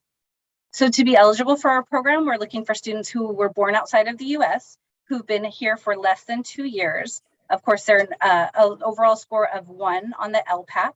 And we will probably have to be doing some additional entry criteria assessments because I think the need will be larger than we're able to accommodate to start off. Of course, we want our program to grow, but to start off, we're going to start small and pilot it, and then we'll. On the next slide, here are ingredients for success. So as I said, we want highly trained teachers who have a passion for English learners and a passion for newcomers. And I'm highly confident that we have those teachers already in Washington Unified. I don't think we'll have to look outside the district. Also, we want a rigorous curriculum. We're not going to water down our content. Rather, we're going to scaffold and equip students with the scaffolds and the supports they need to be successful and work towards grade level standards. We're going to build our own teacher-created units of study, much like we do at our Summer Institute, which has proven to be really successful to increase engagement, but also to increase buy-in from the students, because when they're interested, they won't even realize how much they're learning. Also, key to our program is ongoing assessment. We want to measure our success and then adjust as needed. So we're hoping to do both formative and summative assessments every 4 to 6 weeks, as well as the iReady assessments that all 2nd through 12th grade students do at the regular interval, so that we can really compare how our students are doing compared with other English learner students, but also compared with other newcomer students who aren't in this specialized program. And then, of course, key is social emotional learning and family support. We're planning to partner with Victor Services. We have other community partnerships lined up, and we really want to provide wraparound services so the students feel welcomed and cared about and ready to learn. They can forget the trauma of where they came from. They can kind of be ready to just be welcomed into this newcomer center without the heightened anxiety of getting grade level standards thrown at them when they're not quite ready yet. So we're going to build them up and get them prepared to achieve.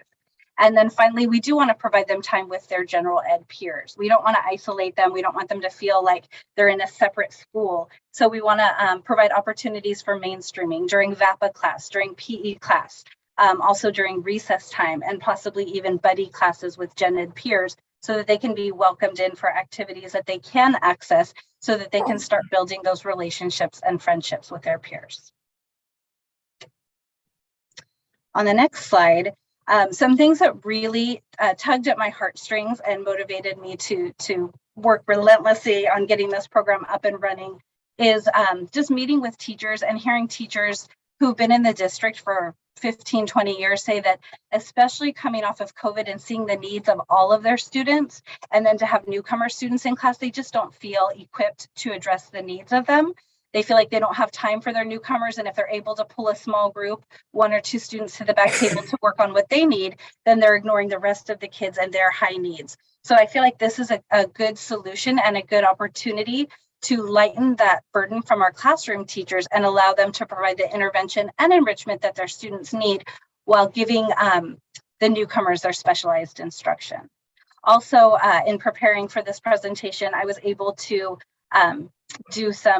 talk to some high school students who are no longer newcomers, but who were newcomers.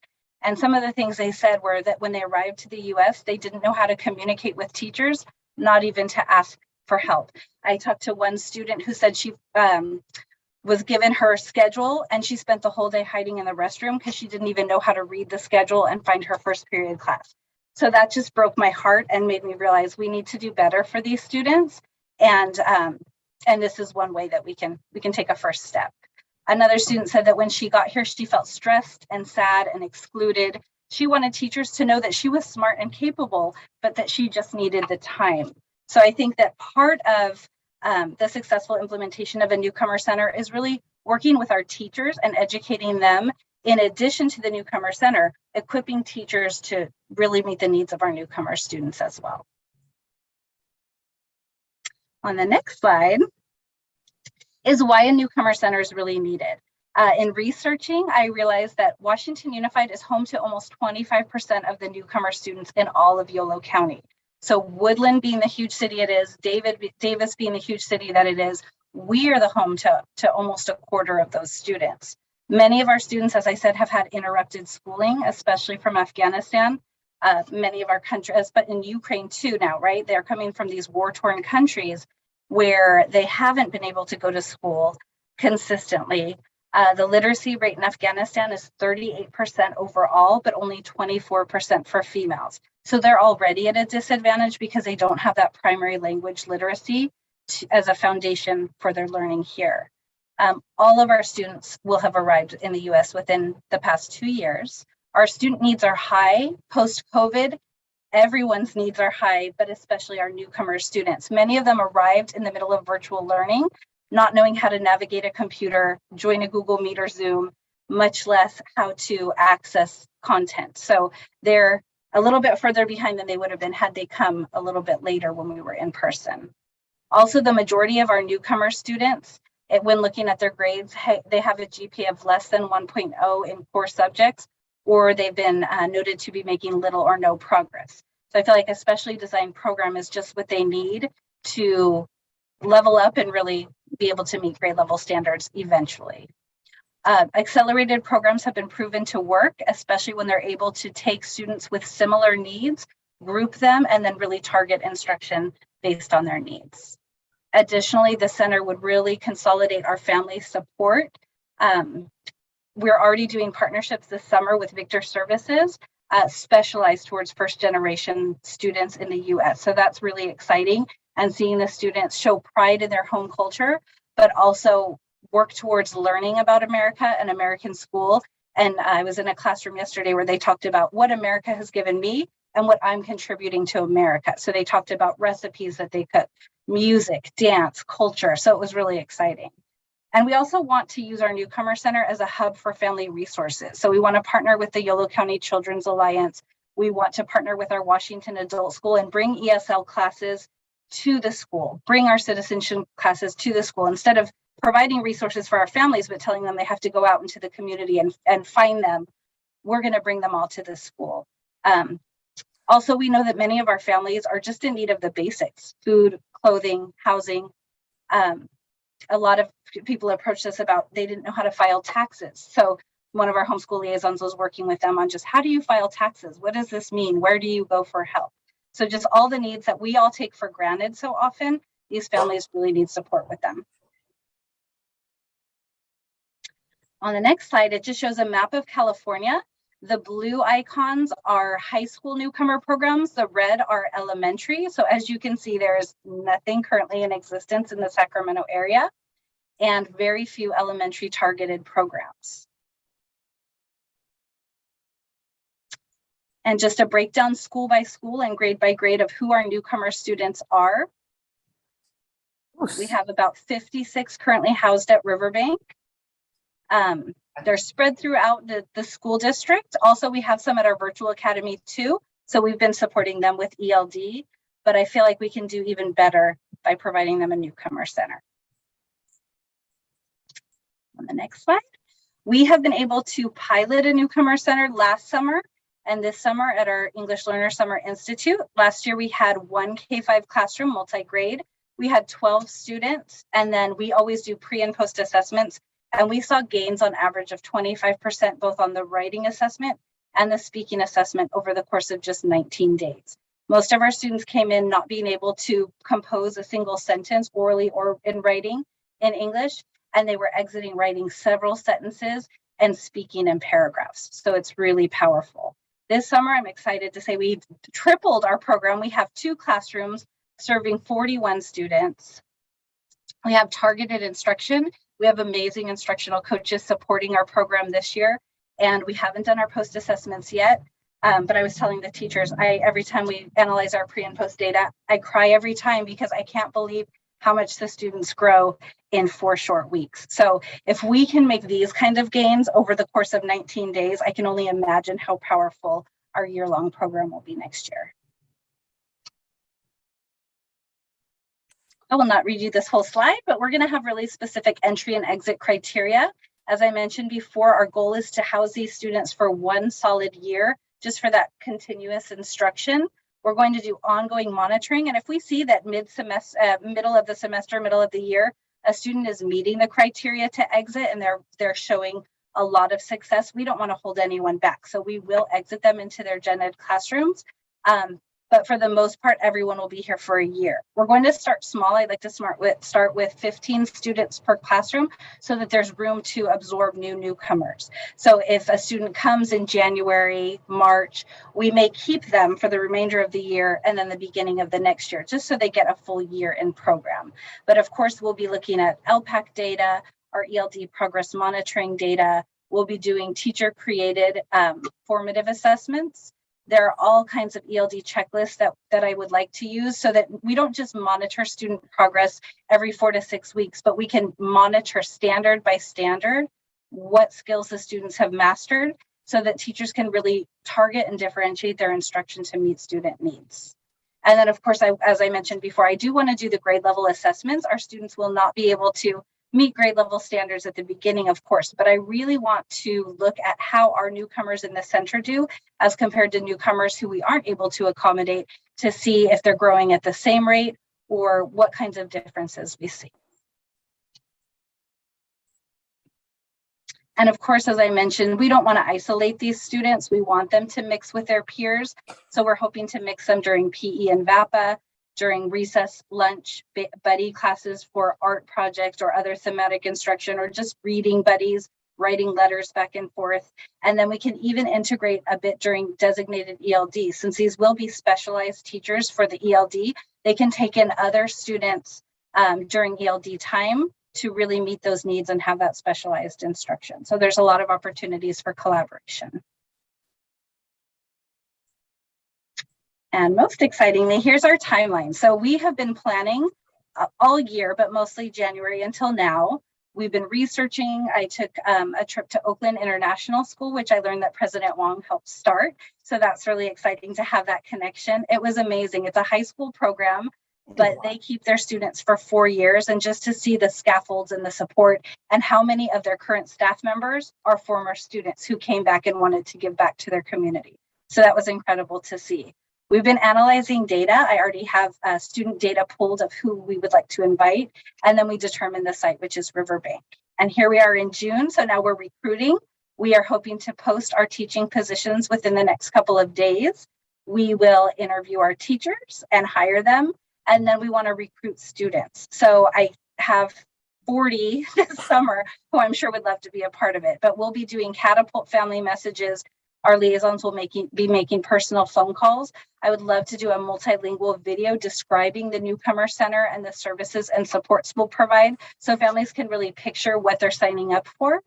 And then next month, we'll be doing our procurement and enrollment. We need to order some furniture, technology, classroom supplies, and we really want to set the classrooms up for collaboration, small group instruction, and all of the things that will really make these students feel welcomed, but really also allow the teachers to differentiate and have the flexible groupings that we know work best with students learning a second language. We'll be working on curriculum and developing our assessment calendar, and we'll finalize our student enrollment. And then finally, in August, the first week, we hope to do some professional learning with myself and Robin Wolgamuth, our EL program specialist. And then finally, I would love to invite the families to tour the classrooms to really see where their students will be and to let them know that this is not just a place they send their students and have to wait outside the gate. I'm hoping with the lifting COVID restrictions, we're able to invite the parents in to see the classrooms, meet the teachers, and really envision how their students fit into this program. And the first day of school will be August 10th, just like all our other WUSD students. Next, you may be wondering how we're funding this. It has been written into the LCAP. So we're planning for 2 full-time teachers, 2 multilingual paraeducators, and instructional materials have been already budgeted in the LCAP. So the funding is there. The metrics that we'll use to measure the efficacy of our program, of course, are the LPAC test, which is the English Learner Proficiency Assessment for California, which all English learners in the state take. Also, ELD standards assessments and checklists that we'll be working on every 4 to 6 weeks. Our iReady assessments. Also, I really want to look at attendance data and see if newcomers in our program are attending more regularly than students who maybe aren't receiving the specialized instruction. And of course, we want to do some social emotional screeners and checklists just to see how students are feeling. And of course, we'll provide those in multiple languages as well. So students can really express themselves and tell us how they're feeling and tell us what additional support they need. And that is all. So thank you so much for allowing me to share this passion project with you. And I'm happy to take any questions. Okay, thank you so much, Stacy. Before we go there, are there any public comments? No public comments received. Okay, you're getting a lot of love from the board, so I'm going to turn it over to the board. I'm looking at. I mean, yeah, I Trustee can, Stacy, you're so amazing. So I appreciate all of this so much. I had questions I was writing and then you answered them. I love the ideas for the wraparound services with the Victor services, the family, the community resources that are already here, so we don't recreate the wheel. I hope the community hears all of this, that, you know, we do have these awesome resources. And I just think our district is so amazing because we have a great team and because we have you. So I'm really thankful for all the work that you've done. I love the entry and exit criteria. I think it feels very solid. And then you mentioned that we would be finding the curriculum, and that's worked into the budget. And I trust that you have ideas. In fact, I'm confident almost 100% that you do, just knowing you. And then my only thought was the teachers. We have not hired anyone for that yet, and we have 35 days. Okay, well, but we got it. Never mind. We got this. Okay. So I'm getting a, we're good. And then will we be, so we will be also still communicating with our resources, our partners in the community. And do we need any follow-up on those? Because, just curious if there are any, are we getting updates and all of the things from those people? And are we informing them that we're going to have this awesome resource as well? I'm sure that we are. I will gladly take your support in that because I know you all have a lot of community connections as well. But I do have a meeting set up with our partners at the Children's Alliance just to see how we can kick off the year. Because oftentimes these kids don't have clothes to wear or backpacks, or even a teacher told me today at summer school that her students' shoes are falling apart. So we're going to work on that. And I think we're already in the works. And in terms of curriculum, in all of the newcomer centers that I've reached out to, they said that what has worked the best are teacher created units of study. And that's what we do here with our standards aligned learning.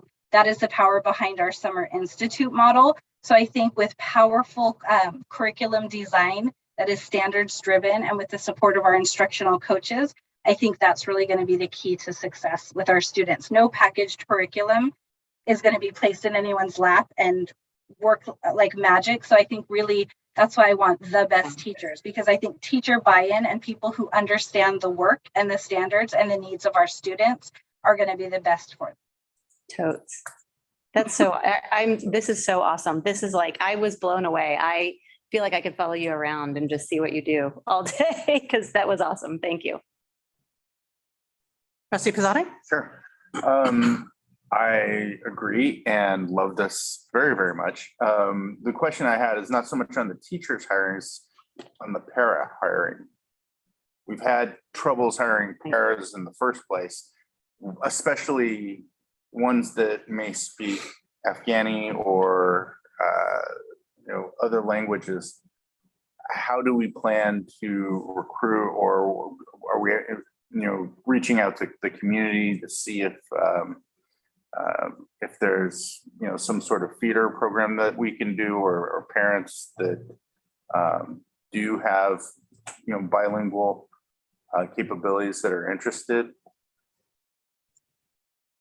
Definitely. That is a great question. And I know it has been a challenge hiring all the paras that we wanted just for our gen ed setting this year. As soon as I found out that this was going to be a go, I did reach out to Salsala Barami, our Farsi speaking homeschool liaison. Actually, Farsi is just one of her 5 languages because she's amazing.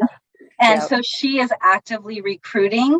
And she said that she already got one of our moms in the district who is multilingual and multiliterate to apply for the gen ed para position. So I'm going to talk to HR and see if we can switch that over or if I can steal from that pool. But I think it's really important to use our connections because no one knows our community better than our community.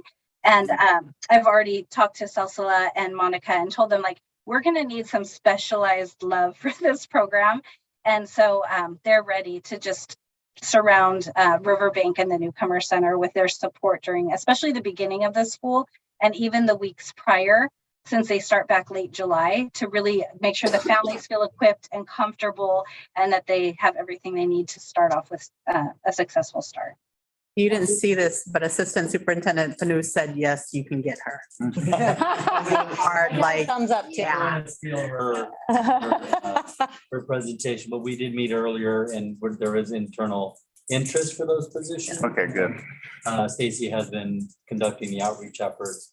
And going back to Trustee Barnes, right now we have a healthy pool of candidates that have multiple subject credentials. Awesome. So one of the strategies HR is implementing is we're doing some early hiring offers for some of these individuals. So while these specialized programs may be filled with current employees, that will have individuals that we can then have principals meet and say, which teacher they would feel would be a best fit for their program. Nice. So we are being a little bit more proactive with our hiring now that these programs are unfolding. So we're still, it's 35 days, but we're still pretty. I'm like, can summer possibly be that short? So for hiring, we're in prime time right now. Okay, awesome. I'm so excited. Other than that, I just want to say thank you, Stan and Stacy, for this. Yeah. This is amazing. I really do appreciate it. Awesome. Clerk Venegas. Yes, muchas gracias, muchas gracias. This is exciting. This is what it's about. This is looking at our community and seeing what the need is and taking action, right? Looking to be as effective as possible. Personally, it takes me back to the migrant program growing up, and it sounds similar to the idea, at least, that we were welcomed, right? We were welcomed, and it really touches home for me personally. So thank you to just Washington Unified. Like it's a proud moment to be a part of the board on a district who's looking to really take this serious and take it with passion and finding the right person to lead it, which is it's amazing. So thank you, Stacy, for that. Something I would I know you guys put family support, but I think it's also a great opportunity for like parent academies to learn side by side, as their students are developing, because I know trust and that idea or that feel that you're home, like welcome home center type of thing, versus like you're just a visitor, right? Like not knowing, there's a lot of instability during that, during your first 2-3 years. So I think who is more important than what especially in the beginning. So they're going to be leaning a lot, right? So the more they lean is how much can we actually provide around that parent guidance almost as to how the system here works and how they're going to get taken care of here in West Sacramento. So that's something that I don't know if we have an idea for that yet, But definitely would like to, because then I want to hear a parent voice group. I want to like create like a PTO, like their own group of what it actually feels like, what it's at, so that we can not only get the surveys, but also hear them present. Also hear them, welcome them to hear their voice and get a real live pulse as to what's at home and what is their experience. So like just that parent voice group, I think is going to be very, very, very powerful. And the next thing I would encourage is, we talked about staffing. So I'm going to go back to the same concept as to looking at our Yolo High students, looking at our River City students, looking at our adult program, that they're going to be looking for opportunities, and maybe it's not for hire, but it's definitely for a CTE pathway, or it's definitely for support. It is, we have 35 days, right? So it's being able to, look at these students and say, would you like to be part of this amazing project? During our graduation, I think we said, welcome to parents, like in, 78 different languages. So it's there, it's in front of us. It's on our campus. So I would really encourage that we strongly notify our juniors or seniors right now, that there's this opportunity that they could become a part of making history. Like it really is at that level, because it's much greater than 12 years of high school. This could be life changing, and it could be very High school, shoot. well. I know. It's just what we provide. Right, 12 years of school. I'm sorry.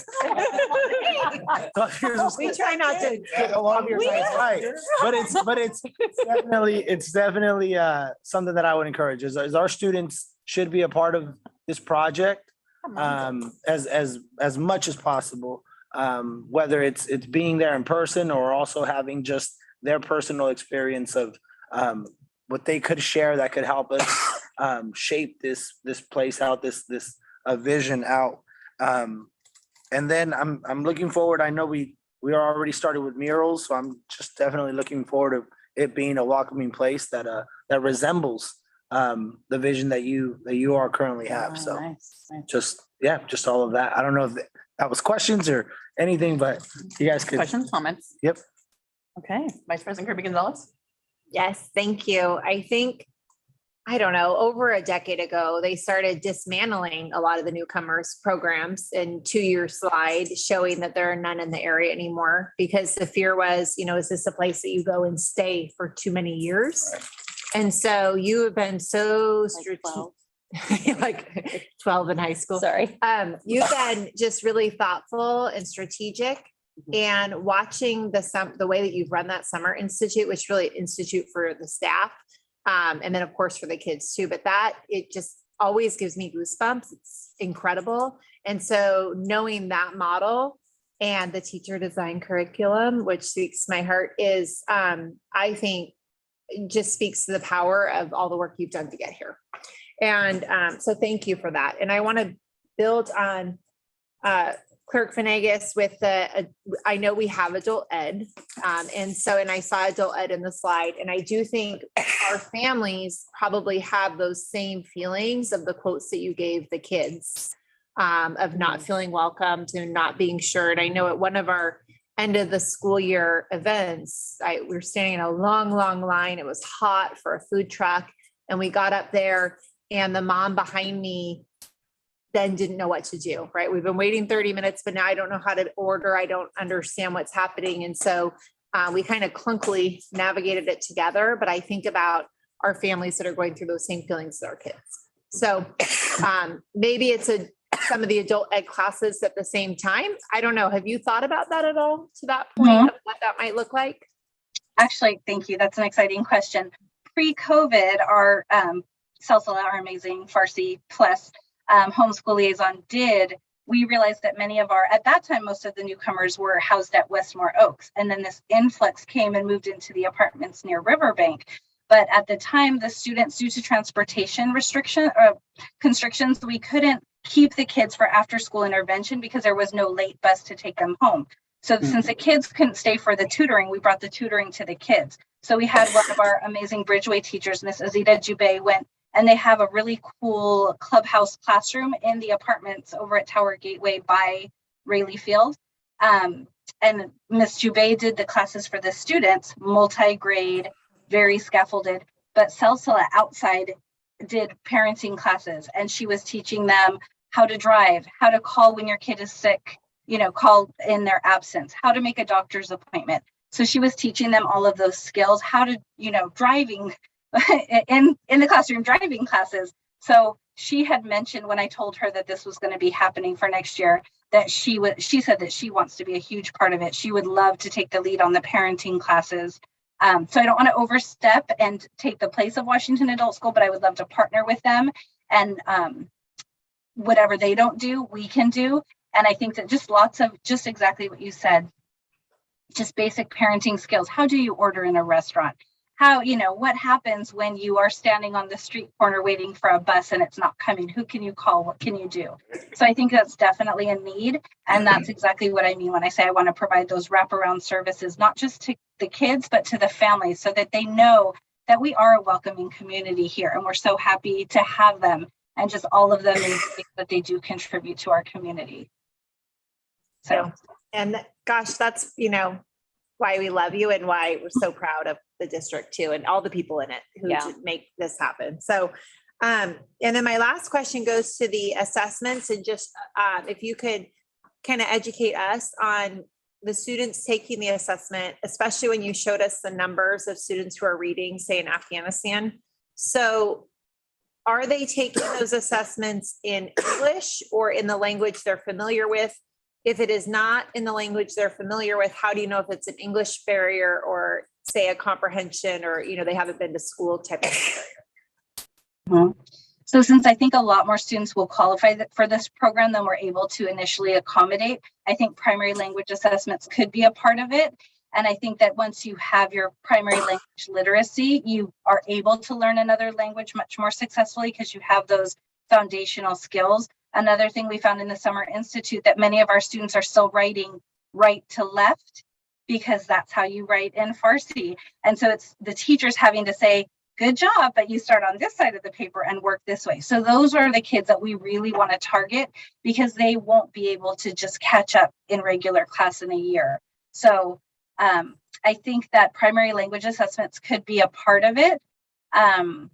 Of course, we need specialized staff to do that, and our liaisons can definitely help depending on the languages of the students. Luckily, Valentina Krishko, our Russian-speaking homeschool liaison, who's new to our team this year, is able to communicate with our Ukrainian students as well. There's enough overlap that they're able to understand. So I definitely plan on recruiting them to help, and that may be a part of the entry and exit criteria.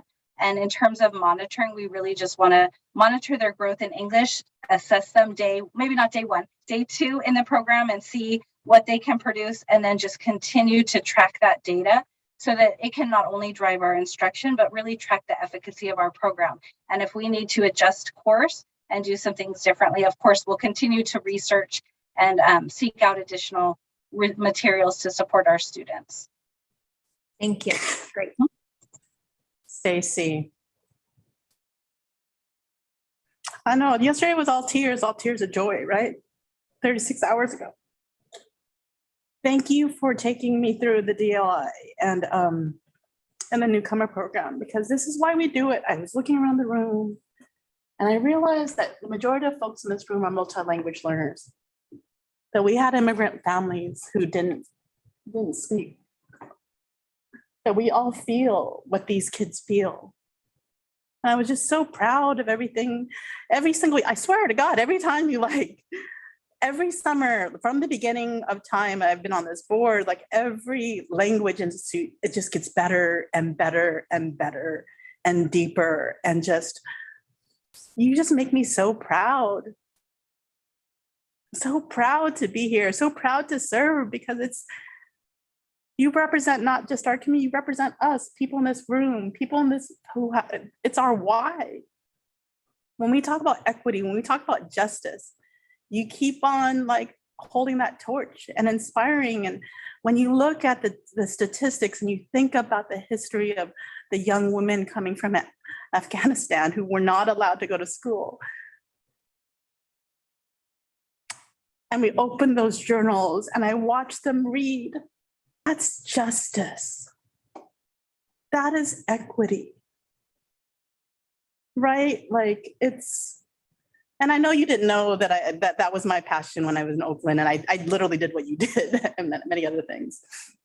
But I ran the newcomer program there. So I'm just so, I feel the world and God is always just so funny where it's like 360. And I turned on my camera. I didn't turn it on for anybody else because I wanted to see you and I wanted to share with you how grateful and how proud I am of you and your team. So, and I'm excited to see where it's going to go. And thank you. Thank you to everybody for this. Thank you so much. That means the world to me to have your support. I appreciate it. Always, always. So, are there any other questions before I break down and cry again? The one of us. Okay. Well, thank you so much, Stacy, and we'll see you soon, and we'll look forward to visiting you and this program. Okay. Moving on to item number 4. Like that was like the bang. School District and Washington Middle College local indicators for 21-22. Stan Moisich. Thank you, President Wong. So tonight we'll be looking at the local indicator report. This is something that we are set to do. Basically each standard of the state identifies priorities for us, including local indicators. Each school district must submit their self-analysis of their progress in the fall of each year. So later, after school starts, we will be uploading these into a CDE portal. Prior to the final submission of these local indicators, the results of these self-analysis must be brought before our board in a regular public session as an information item at the same time as the approval of the LCAP. So that's why this is here for tonight. Even though we're not going to upload things to CDE until fall, the report actually goes out tonight at the same time as the LCAP. And this is a report, not a plan, just so everybody understands, we're following a templated format here. So we go to the next slide. So tonight we'll do our best to define a local indicator, give you a little context of this report, share with you the process we did to do the self-analysis, and also share some of the key findings from the results.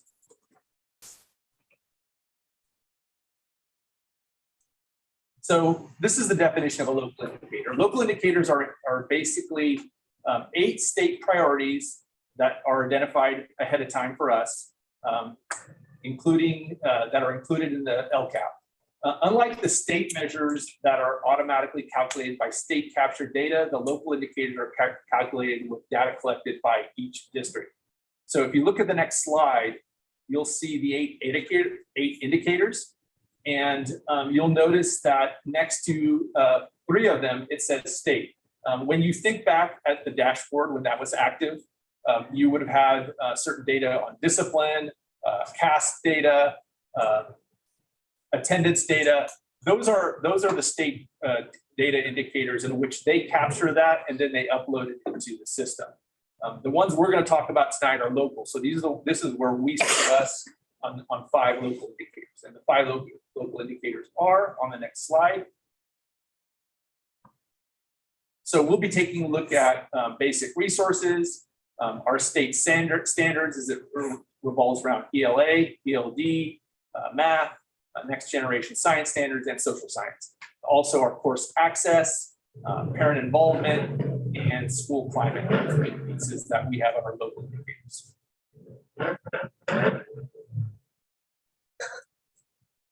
So the process that we went through, we did a self-reflective survey that's very identical to a couple of the indicators. Some of them you have to rate yourselves in. And at the same time, so that was given to all our administrators, our grade level teachers, our social workers, and our outreach staff to get a kind of a broad input for those indicators. But all year long, we've been working on getting input from our stakeholders. For example, We've been part of a strategic planning process since the fall. During that time, as you know, that was a very huge project that embraced a lot of diverse voices and perspectives. Those teams included students, teachers, administrators, classified aides, cabinet members, supervisors, even our labor associations, school board members, parents, community members, community organizations. So those meetings were very instrumental in gathering input surrounding the needs of our students. In addition, of course, we went through an LCAP process, which also gains a lot of input from the community. We have a district parent advisory committee, our English language parent advisory committee, Native Indian education committee. Of course, a lot of our admin meetings, our school site parent meetings, parent universities, and just a lot of LCAP meetings. So all through the year, we're gathering a lot of data.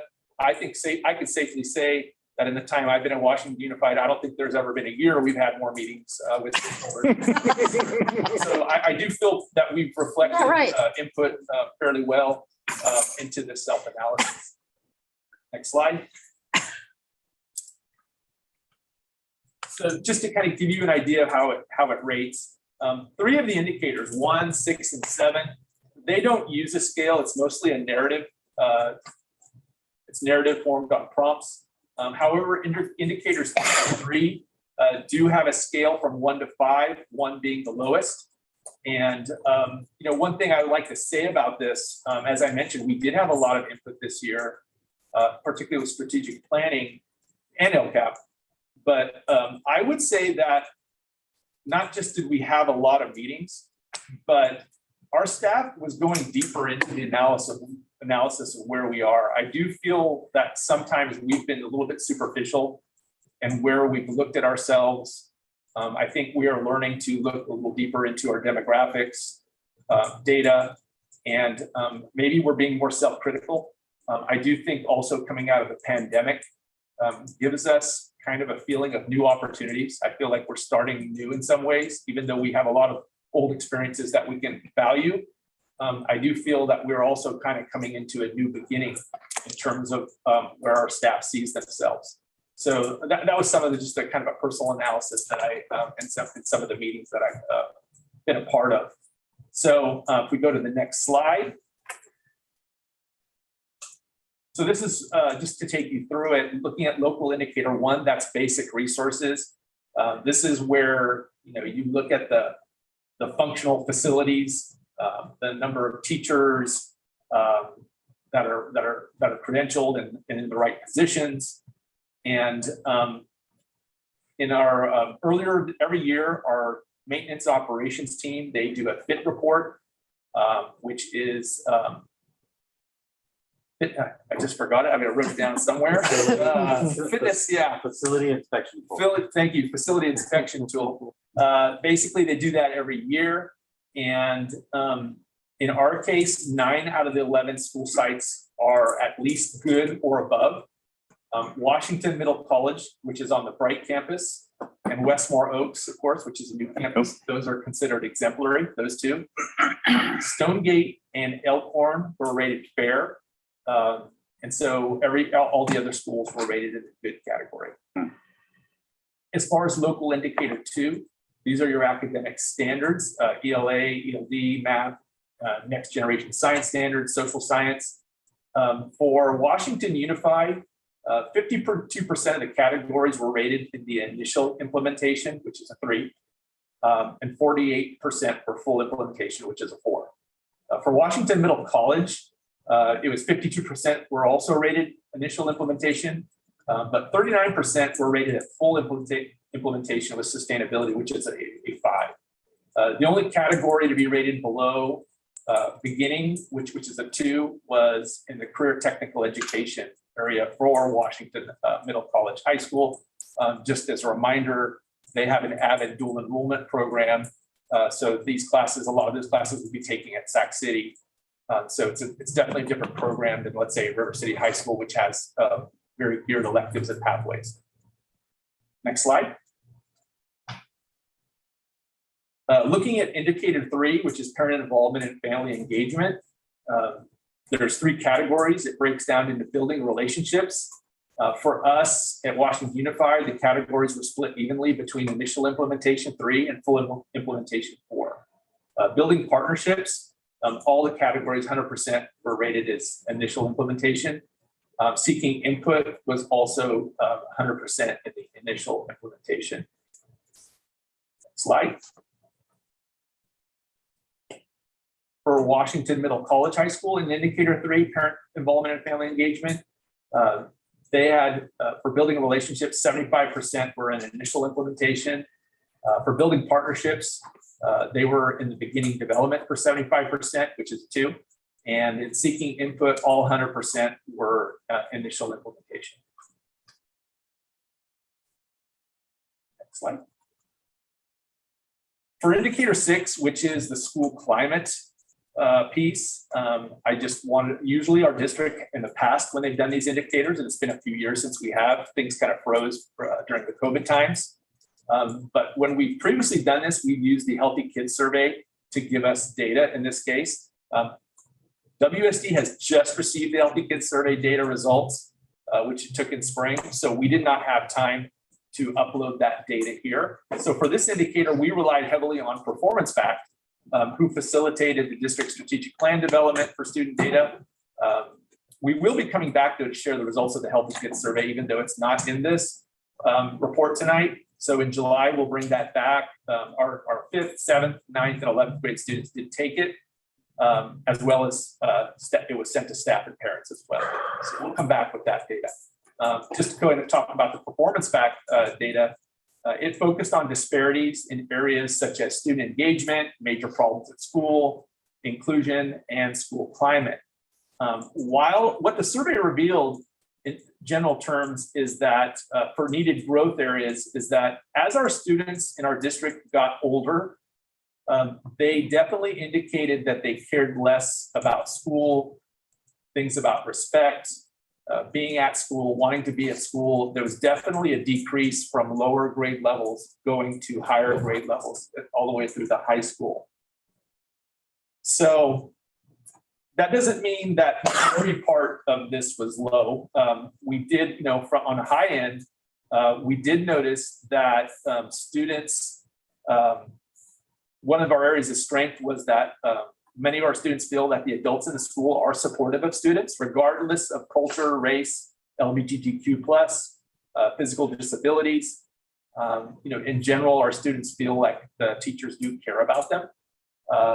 The students also indicated that the teachers do have high expectations and just overall caring for the students. So those were some of the highs in the survey from Performance Fact. Some of the differences in race perceptions are very profound, though. We did notice that Black students indicate a far lower perception of school climate and relationships than all the other races in our district, by far. Also, Asian students indicated the highest level of stress at schools of any other group. So looking at indicator 7, basically, as you will see, we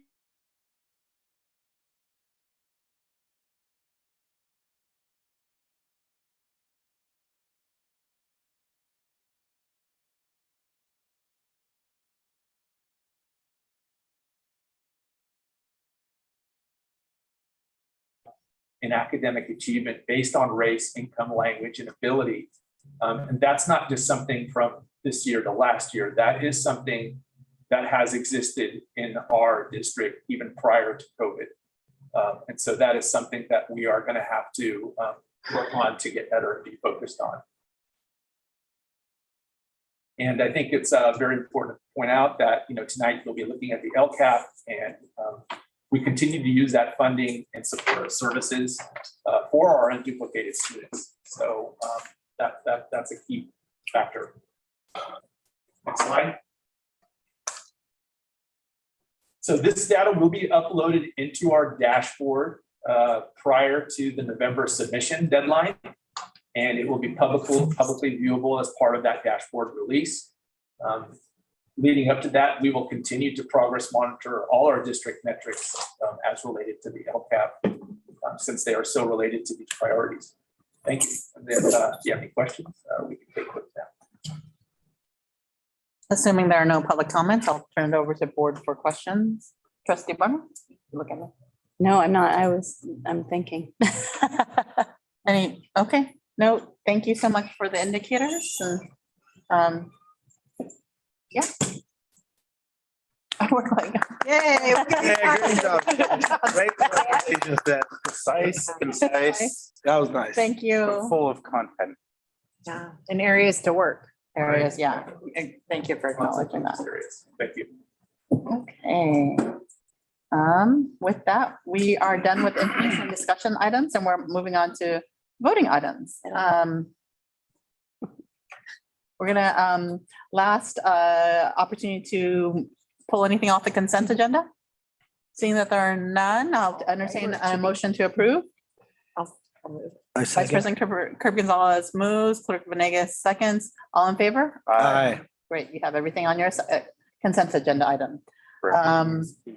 Item P1, approval of Washington Unified School District Strategic Plan. Dr. Hill. Oh, yeah. Okay. I'm gonna go to 2. Why don't we move on to item number 2 and then we'll come back to Dr. Hill. Is that okay? Yeah. So moving on to item number 2, approval of Washington Unified School District's 2022-2023 LCAP. Stan, you're back up again. Thank you. And Stephanie. All right. So the LCAP is intended, as a comprehensive planning tool to support student outcomes. It's an important component of our local control funding formula.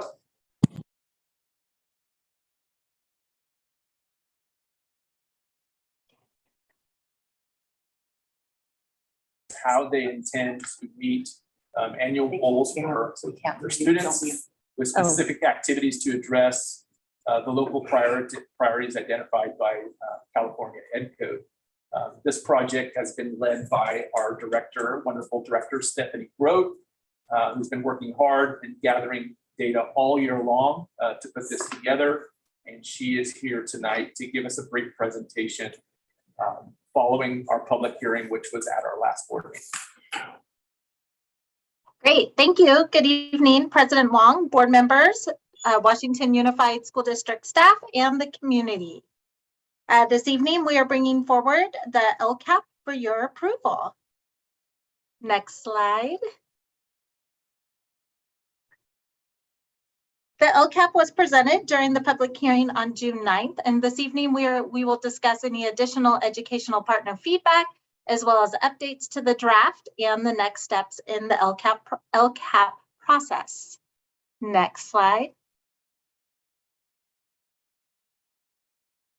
Next slide. Our additional feedback would come from any information received from our public hearing that we had, as well as feedback from our Yolo County Office of Education. The draft was shared with them. They did have some additional information, and that information was shared with the board and updated and attached to the board meeting agenda for this evening. And I did want to notify everyone that no additional stakeholder feedback was received. There was an opportunity to provide this as is required online. Next slide. At this time, I'm going to turn it over to Billy Dupa, who will talk about the budgets part of the LCAP. Yes, hello. Next slide, sorry. Next slide. Okay, so just like a couple of weeks ago when we presented the LCAP to the board, this is the budget overview for parents. This slide has not been changed. Next slide, please.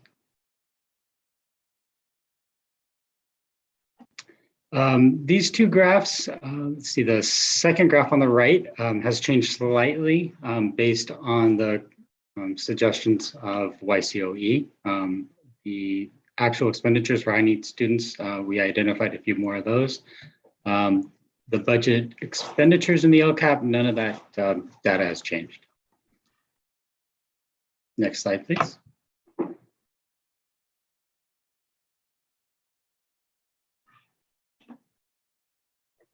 As far as any additional updates in regard to our goals and actions, as was previously talked about, we did look at some additional contributing actions and identified those, as well as during the presentation during the public hearing.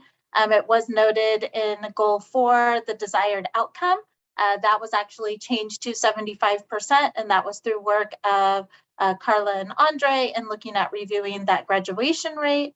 We did look at our increased or improved services, and we did add some additional research data and observations for those areas that required that additional information that were school-wide or LEA-wide, as well as our data tables. As we presented, there was an error in the formula in DTS, and that is now correct, as well as we did find some minor formatting and clerical errors, and we corrected those.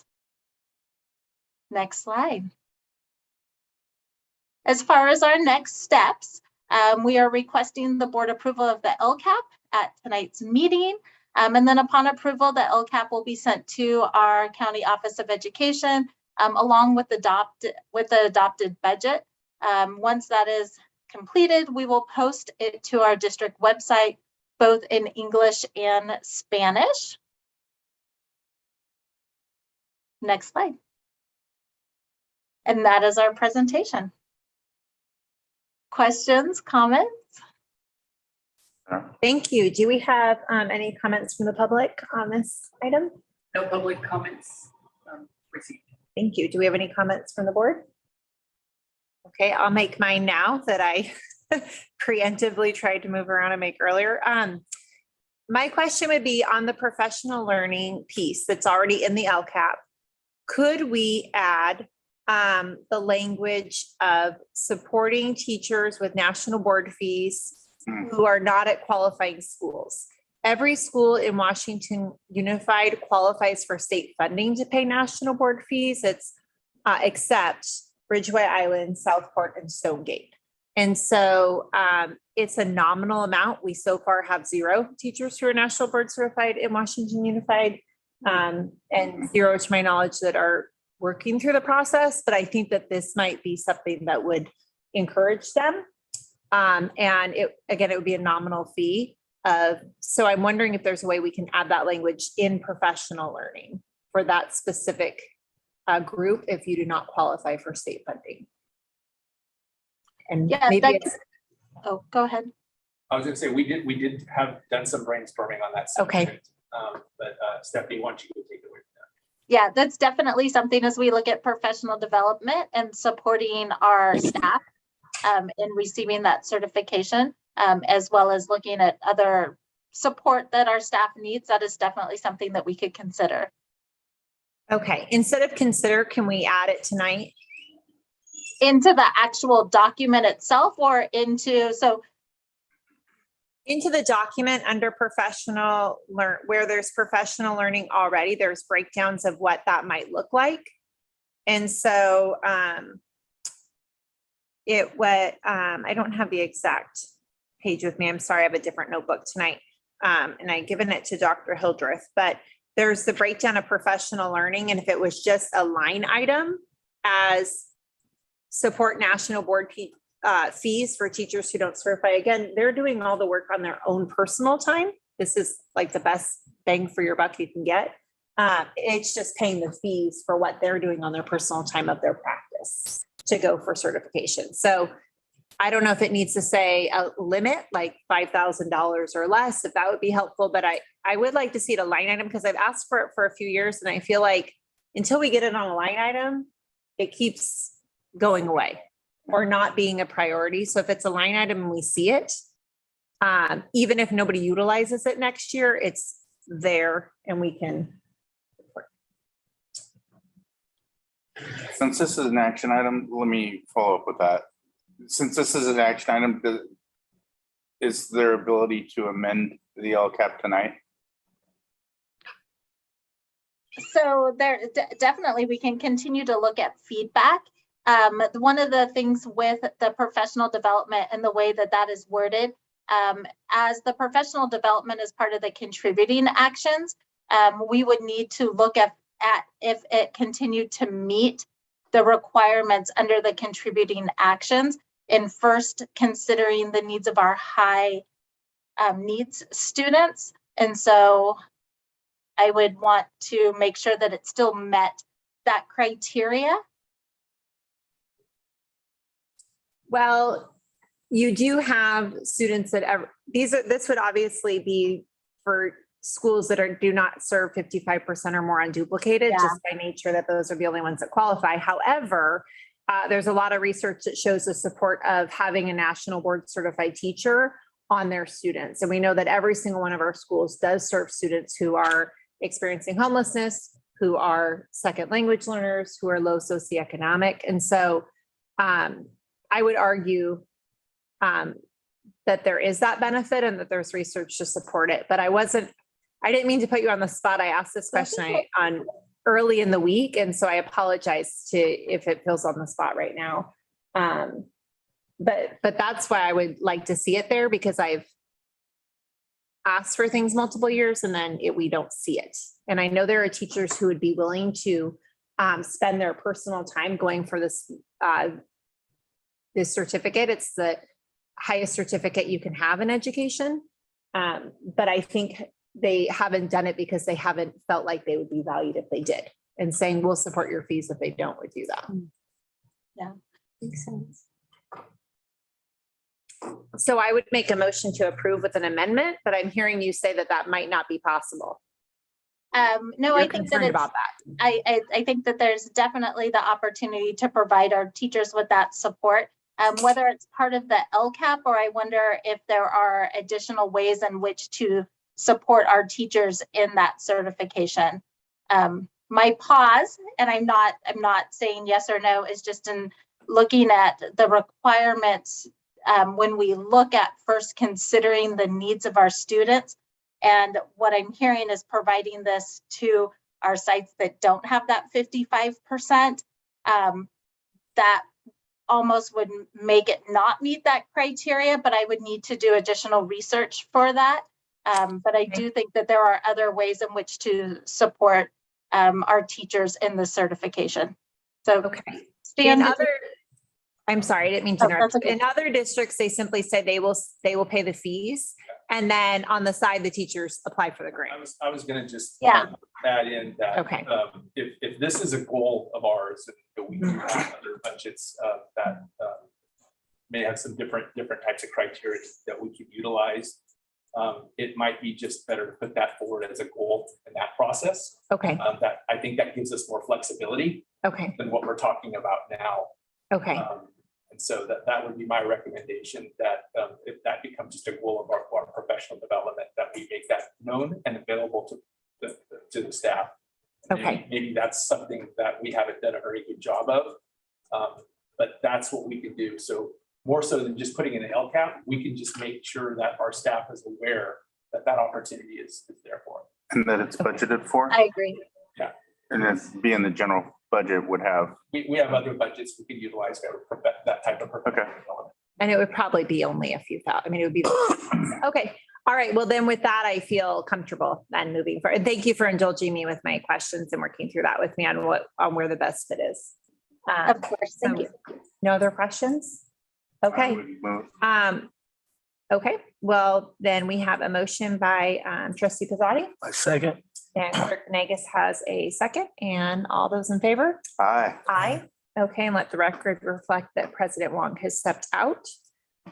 So then we will move, let's keep going down. We're going to put a hold on our strategic plan. And we will go down now to the approval of the Washington Middle College. Am I correct on that? Yes, high school LCAP control accountability plan. And that is again, Assistant Superintendent Sam Moisich and Stephanie Rope. Yes. So once again, as what we did earlier with Washington Unified School District, we also need to do the same process with our charter school, Washington College High School, and basically approve a plan that their specific activities address the state and local priorities identified in Ed Code. And once again, we have Stephanie here because there are some minor differences between the plans between Washington College High School and Washington Unified School District. But we could pretty much say ditto. Excuse me. No, it's a little bit different. It's a little bit different. So Go ahead. again, good evening, board members. I think that President Wong stepped out, but good evening to everyone. Again, it is us, and this evening we are bringing forward the Washington Middle College LCAP. This was actually, we worked closely with Principal O'Neill during the time to create this LCAP. Next slide. This evening, we'll look at any additional educational partner feedback, updates, as well as the next steps in the process. Next slide. As far as educational partner feedback, feedback from the public hearing, as well as feedback from the review that our district did after working with YCOE, we did have some additional feedback for Washington Middle College. And then again, no additional stakeholder feedback was received, and that was confirmed with Principal O'Neill. Next slide. Looking at the updates to the LCAP. Next slide. I will turn it over to Billy Dupa. Yes, hello. Okay, the budget overview for parents for the Washington Middle High School LCAP. This slide is once again unchanged, so ditto on that one. Next slide, please. Okay, this one. This is the one that was affected by the system issue. So the bottom right corner slide changed slightly as we identified more expenditures for the high needs students. The slide on the left, or the chart on the left, did not change. Next slide, please. And that's all. The additional updates, this is a slide that's different. So looking at the increased or improved services, again, adding those additional research data and observations. And then the data tables were fixed and are now correct, as well as some minor formatting and clerical errors. So next slide. And our next steps in the process, again, with the approval this evening, we will, this one will actually not be sent to YCOE. We actually hold this LCAP. We are responsible for this one as a district, and then it will be posted to our website in English and Spanish, and there will be a link directly on Washington Middle College so that their families can review their LCAP. Next slide. Comments and discussion. All right, thank you so much. And I'm sorry I missed welcome last one. Hi, I'm back, Stephanie. Did you miss me? I did. So sweet. Any public comments? No public comments received. Discussion from the board? No, that was, no. Second. Was there a first? So, Clerk Venegas moves, Trustee Pizzotti seconds, all in favor? Aye. Okay. We're back to item number 1. So approval of Washington Unified School District Strategic Plan 2022 to 2027. Dr. Hildreth. Yes, so we are all very excited about the new strategic plan that is in place. We all have been a part of a robust community engagement, and now we're looking forward to sharing this with the community, sharing this with all of our employees and our students and families, and starting our year of implementation. So we're bringing this forward this evening, asking for your approval. Okay, great. Are we going through the presentation? We saw this last time. Oh, have that just so we know that it's available. What the attachments you have are the different ways we are going to be able to share the information. What we reviewed at our last meeting was the full plan, but there is a shorter, much shorter version that we're asking, for example, to be posted in classrooms that we'll be using at meetings, and then making sure that the in-depth information is also available. Awesome, great. So there's one written public comment, but there's one person, I don't know if Ms. Rodriguez wants to know public comments from the Zoom room? No live public comments have been but there was one piece of. Okay, so this is from, I have to, well, it's not live, so there is one public comment from Ms. Gail Costello. So the public comment is, thank you for providing the breakdown of the various components and goals with your 5-year instructional vision and plan. Everything seems logical and well thought out. The most challenging category for WSD may be affecting the goals of eliminating the disproportionalities, which largely deals with factors, relationships in the home and in the community dating all the way back to the students' first years. It seems like this is where partnerships with community prevention and intervention agencies can be most effective. Okay. And I will turn back discussion to the board. Any other questions? I know we went in depth with it. If not, I'll entertain a motion to approve. Clerk Venegas moves. I'll second. Trustee Barnes seconds. All in favor? Aye. Hi. We have a strategic plan. Yay.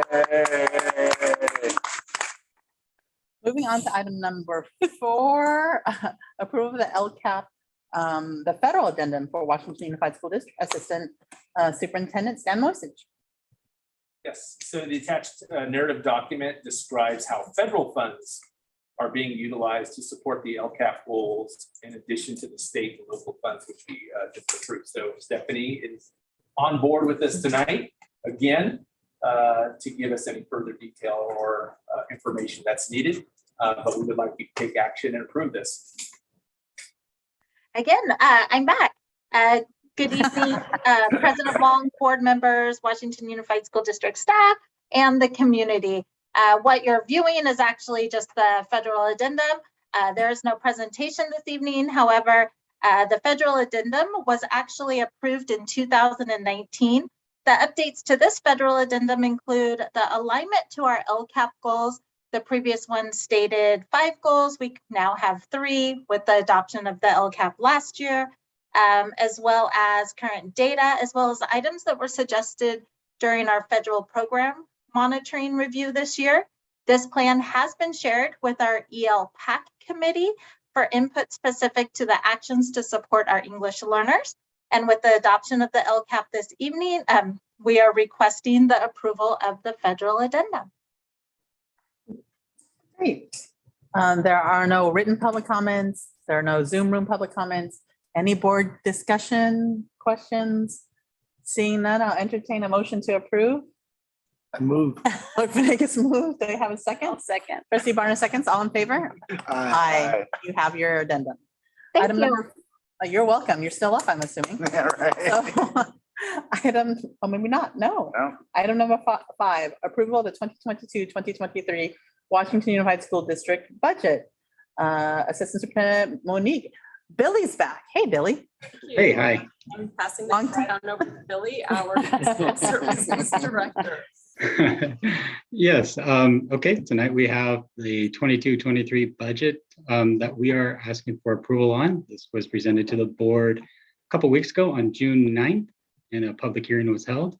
So tonight we're just asking for the board's approval. Okay, there are no written comments. There are no Zoom room hands. Any questions from the board that were not answered last time? Okay, I'll entertain a motion to approve. Oh, Vice President Kirby Gonzalez moves. Trustee Barnes seconds. All in favor? Aye. You have your budget Thank you. for 45 days. A little change. We all know this. So we'll see you back in 45 days. Yeah, 45 days. So next is the item number 6, approval of sunshine bargaining proposals for both Washington Unified School District and the West Sacramento Teachers Association for 2022-2023 contract negotiation. I believe we had a public hearing early on this.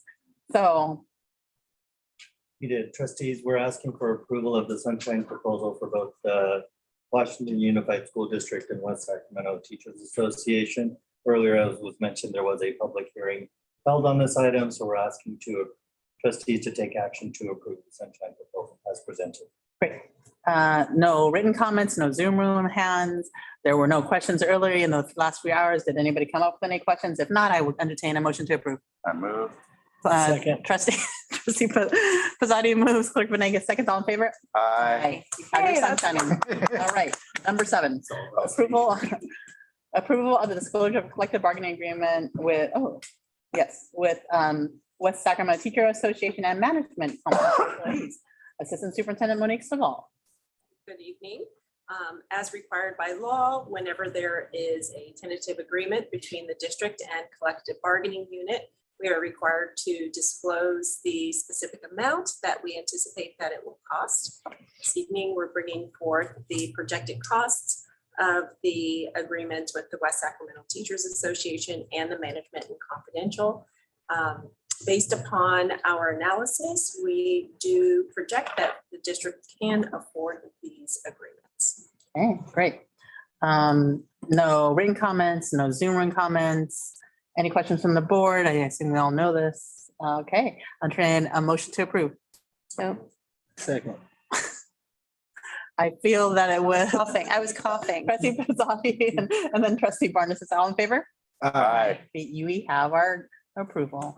Approval of the tentative agreements between Washington Unified School District and West Sacramento Teachers There Association you go. for the period beginning July 1st, 2022 and ending June 30th, 2025. Assistant Superintendent Panu. President Wong, trustees, Superintendent Hildreth, we're asking the board today to take action to approve the tentative agreement between the Washington Unified School District and the West Sacramento Teachers Association for the term of July 1st, 2022 and ending in July 30th, 2025. Both parties engaged in successful negotiations during the 2021-22 or 22-23 school year. And I want to take first a moment to congratulate both bargaining teams that worked in a very collaborative fashion to get this agreement reached for our employees that secures a multi-year funding source and funding enhancements for our employees. All right, thank you so much. No submitted comments, no Zoom room comments. Okay, I will entertain a motion I will move. Have a second. I'll second. I'll second, yeah. All in favor? Aye. Yeah, that's a big one. All right. So, Same with yay. CCA. So moving on to approval of the 2022, 2023, 24 salary schedule for certificated employees effective July 1st and July 1st, 2023. Assistant Superintendent Panu. Trustees were asked for the trustees to approve the attached salary schedules for the next 2 school years that are in alignment with the previously approved negotiated agreements with the West Sac Teachers Association and the district. Excellent. No pre-submitted comments, no Zoom room comments. Any questions or discussion from the board? I have a quick question. All right, trustee Pizzotti. What does BA plus 75 mean? Bachelor's degree plus 75 units. 75, okay. Okay, good. Any other questions? I move. I second. Oh, I second. All in favor? Aye. We have that. Salary schedule. So item number 10, approve of the 2022, 23, 23, 24 salary schedules for certificated classified management and confidential employees effective July 1st, 2022 and July 1st, 2023. Kamaljeet Panu, you are up again. Thank you, President Wong. Trustees and Superintendent Hildreth, we're asking the approval of the salary schedules for certificated and classified management and confidential employees. These salary schedules would reflect similar or actually the same salary increases that have been experienced by our bargaining partners that would be reflected for all of our employees. In addition, these employee group would receive the same medical contribution enhancements that were provided to our certificated teachers association as well. Perfect. Thank you. No written comments, no Zoom room comments. Any questions from the board? If not, I move. Second. Trustee Barnes, seconds. All in favor? Aye. You have your approval. All right. So I didn't skip any, right? I was moving really fast. No, I think you're. So number 11, Going at it. approval of the single plan for the student achievement for all Washington Unified School Districts. Assistant Superintendent Sam Moxage. Thank you. The SIPSA, or School Plan for Student Achievement documents that have been attached here comply with the Ed Code Section 64001 in meeting the state and federal requirements for categorical programs. I do want to say something about these SIPSs though. Stephanie Grote, who has led this process and working with our principals, is again on hand, ready to answer any technical questions. But tonight, you have over 1,000 pages of documents that were prepared by Stephanie. Good job, and staff to put together. And I think sometimes, all of us are here to make a difference, but we forget that sometimes it's understated how much staff have to work hard to put together many compliance documents, even in a year that has been as crazy as ours this year has been. So I want to personally say thanks to Stephanie for leading that process. And, Leonid Tolstoy wrote War and Peace, and it took him 13 years to put together pretty much close to the same amount of paperwork.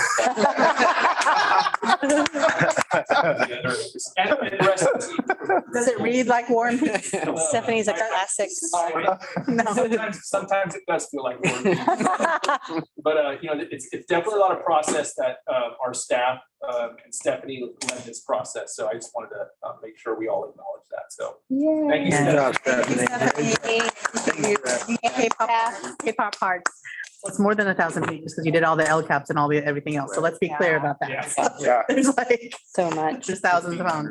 And you keep us in compliance and the feds won't take away our money. Very important. Stephanie. Thanks, Stephanie. No Zoom room comments, no public, and no pre-submitted comments. Any questions from the board? Okay, Clerk Rodriguez moves. I second. All in favor? Aye. You have your subsets. Thank you for working hard. I didn't mean to rush through that. I'm just gonna pretend, I'm gonna make the assumption that we all read the 1,000 pages. Yeah. Yep. We all read all 1,000 pages. 98, but It all look close. fairly similar though, Stephanie, I should say. All right, moving on to item number 12, approval of resolution number 2122-41 to enter into a leaseback agreement with Excel Construction for the Westfield Village School Modernization Project. Assistant Superintendent Monique Stabal. Thank you. As you just shared, we're requesting approval to enter into a leaseback agreement with XL Construction. Bit of background, the board authorized us to request quotes for a leaseback contract for the Westfield Modernization Project, which is part of our Measure Z general obligation bond. As such, we did request quotes. We received 9 proposals and moved 5 forward for interviews. We conducted interviews, and based upon our paper screening and our interviews, including reference checks, we recommend entering into a resolution with XL Construction for the leaseback contract for the Measure Z Westfield Modernization Project. Thank you, Monique. Are we done? Sorry, I didn't. You're off. Okay. No pre-submitted comments, no hands up in the Zoom room. Any, I do have one. Pizzati. It's real quick. Do we have any history of working with them before? We do not have this working. Okay. Any other questions? Yeah, I do. Thank Okay. you. Vice President Kirby Gonzalez? I'm excited about this. And so my question would be though, in terms of timeline, do you have an idea of when we will start to see, what is the next step in terms of when we start to see renderings, in terms of when we talk about our students and how this impacts their school site and those pieces as we now flip this first domino? Yeah, this is really exciting.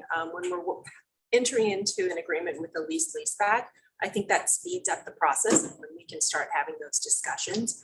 I would say probably within the next couple months, if not sooner, we will be able to provide more details. Where we are right now is we're having really great conversations with our architect, AC Martin, who you approved us to work with, but then bringing in the leaseback, it's almost a reality check to say, okay, what we're thinking, is that really doable?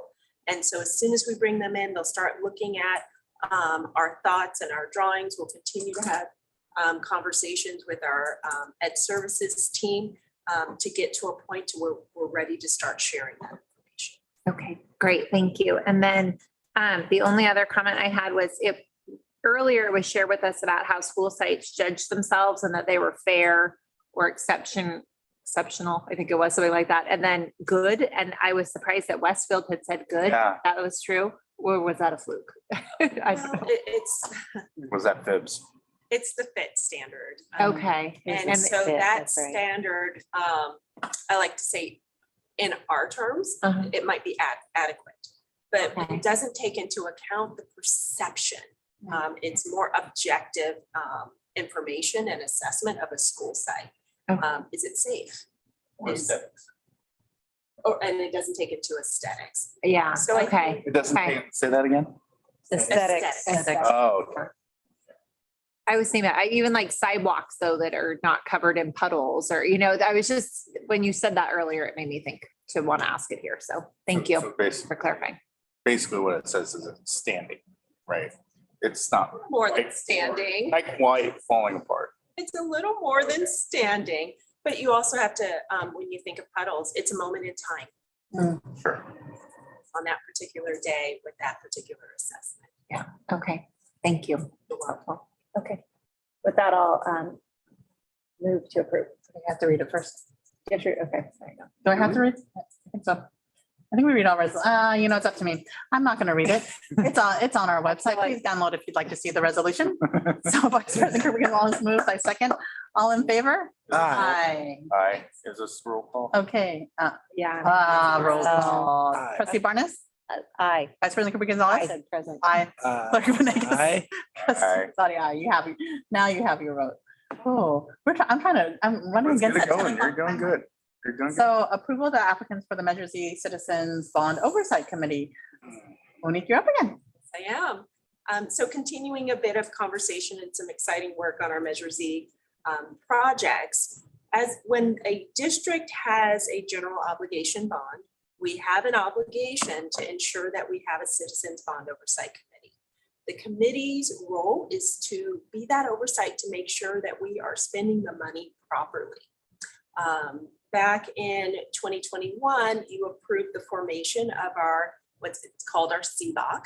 Our CBOC, however, all of the members were approved at that time, but we need to make sure that we're having staggered terms. The first set of terms end this month. And so we need to make sure that we are having new applications for those positions. In addition, as is not uncommon with CBOCs, we've had members leave because of a variety of reasons. Therefore, we advertised to fill a variety of positions. We received 4 applications and we are recommending that 2 move forward from those applications. One is John Lindley, who is a parent of a student at Bridgeway and will represent the southern portion of our district as a parent or guardian of a student. The other is Jose Garcia, who is a parent of a student at Riverbank Elementary, who will represent our north parent of a student vacancy. We still have more vacancies and we will continue advertising and recruiting members for the Citizens Bond Oversight Committee. Okay. I do have some questions. So, well, Go ahead. there are no written comments, there are no Zoom room comments. What openings do we have and who's left? There you go. So we have the business organization in the district. We also have the the senior citizens. North and south, both are missing? North and south. Oh. We have the senior citizens organization, north and south. The taxpayer organization, north and south. Oh. And we just filled the parent and guardian. So who's on the committee? That was my question. Yeah, so it's only- Who's on the committee? There's basically 3 people that I know of that are on it. Is that it? Who's the other one? Who are the? Now we have more. Zukas or? I don't know off the top of my head. I can look that up, but I'll speak a little bit from memory. Mr. Lindley will be He's renewing his term. Renewing. Same with. renewing. Mr. Garcia, Mr. Shukas, Ms. Kazanis, and Terry, if you're still on, if you could help me with the remaining members, I would appreciate it. And then I believe we have a 4th member.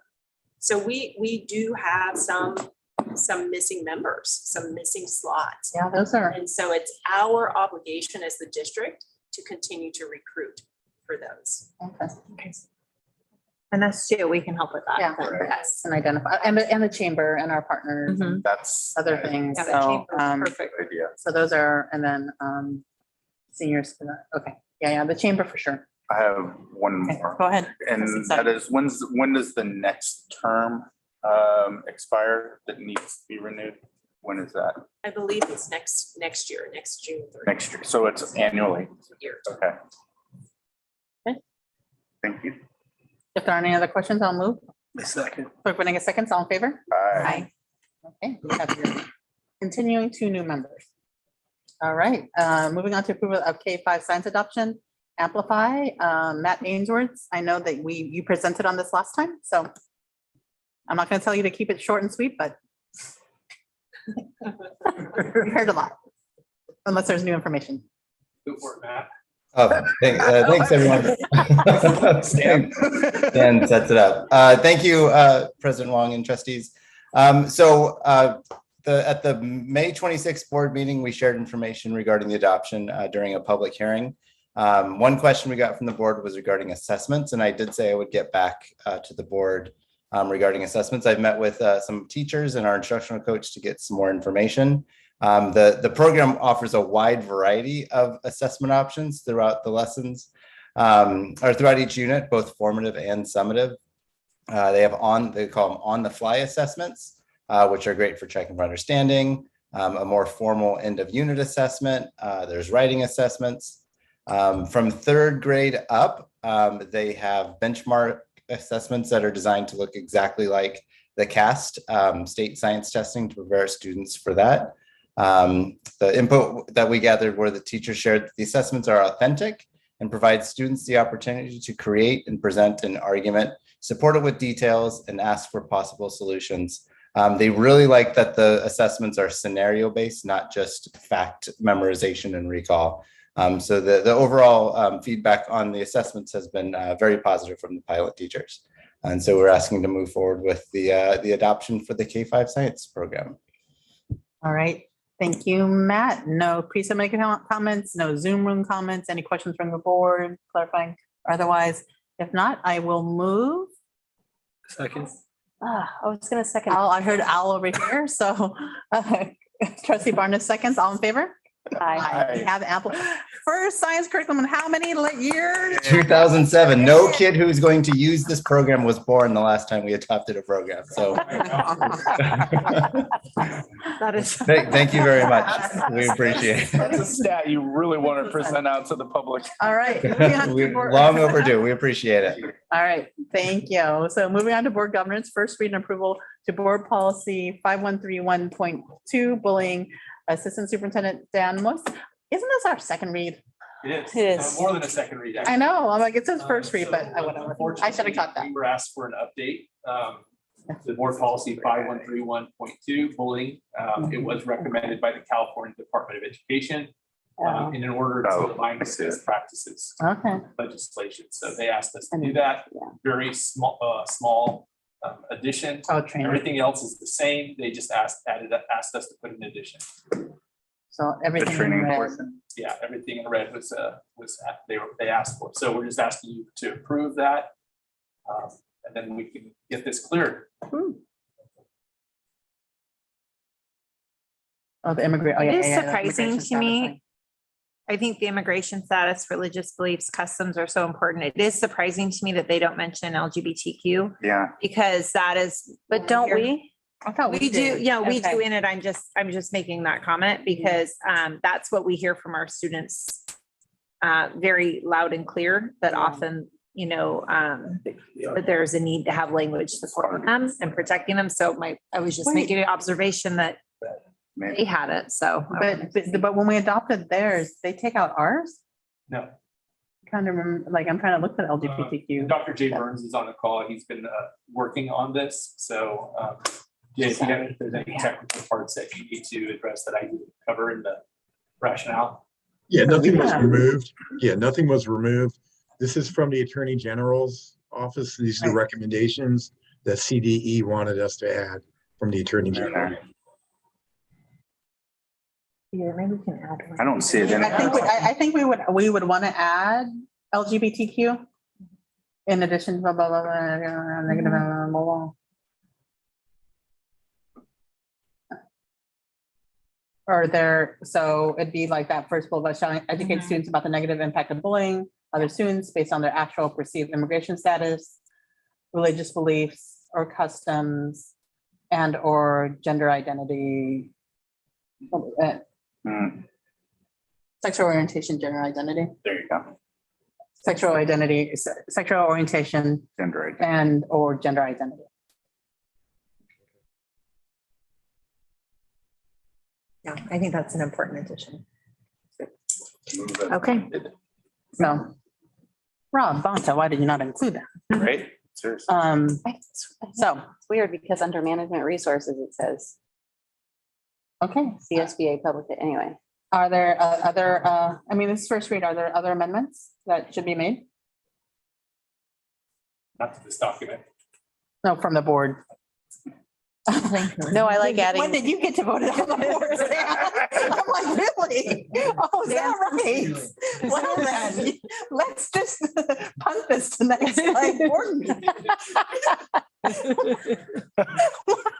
Tell us how you really feel. That's late. Okay.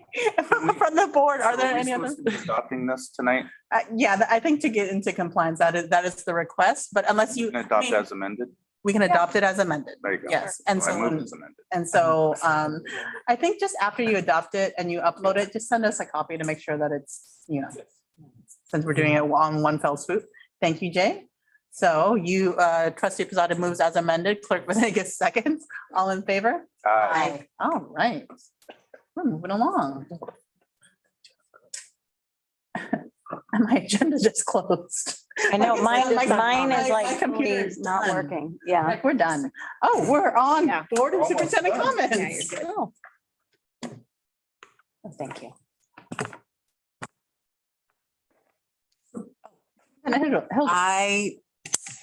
Aye. Yeah. 12 minutes. Let's go. Yes, got it. I will keep my remarks brief.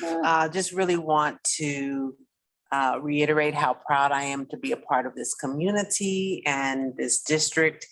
And just looking, reflecting and thinking about all that we have accomplished this year, our first year back in person, and we ensured that learning happened and that health and safety happened as well. And that is a dynamic that none of us have faced before. So just ending the year with gratitude, thankful for staff who love on our children to make sure they get what they need. Again, summer school visits just really help to show in like a small way what intentionality looks like when we really are focused on the needs of students. So thankful for that. Looking forward to really highlighting all of the work that we're doing here in Washington Unified starting next year. And that actually started this week with President Wong being interviewed by CSBA for a video project where they're highlighting districts and board members and doing a video. And I'm gonna ask her to share a little bit more in her comments, but it feels like momentum is going in our direction in terms of who we are, who we represent, and what we do and what we believe.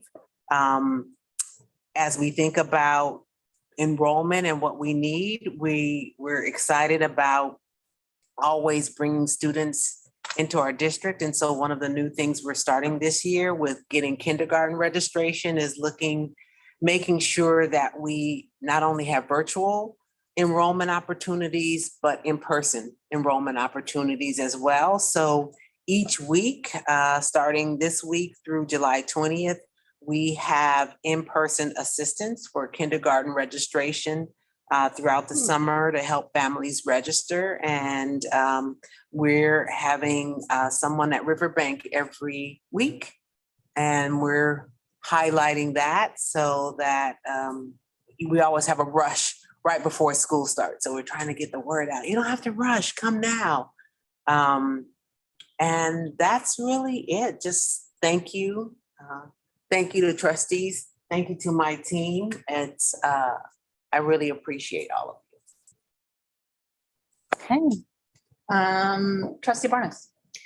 I'll keep mine short. The girls are loving the summer boost program, so thankful for that. And I'm also so proud of this district and what we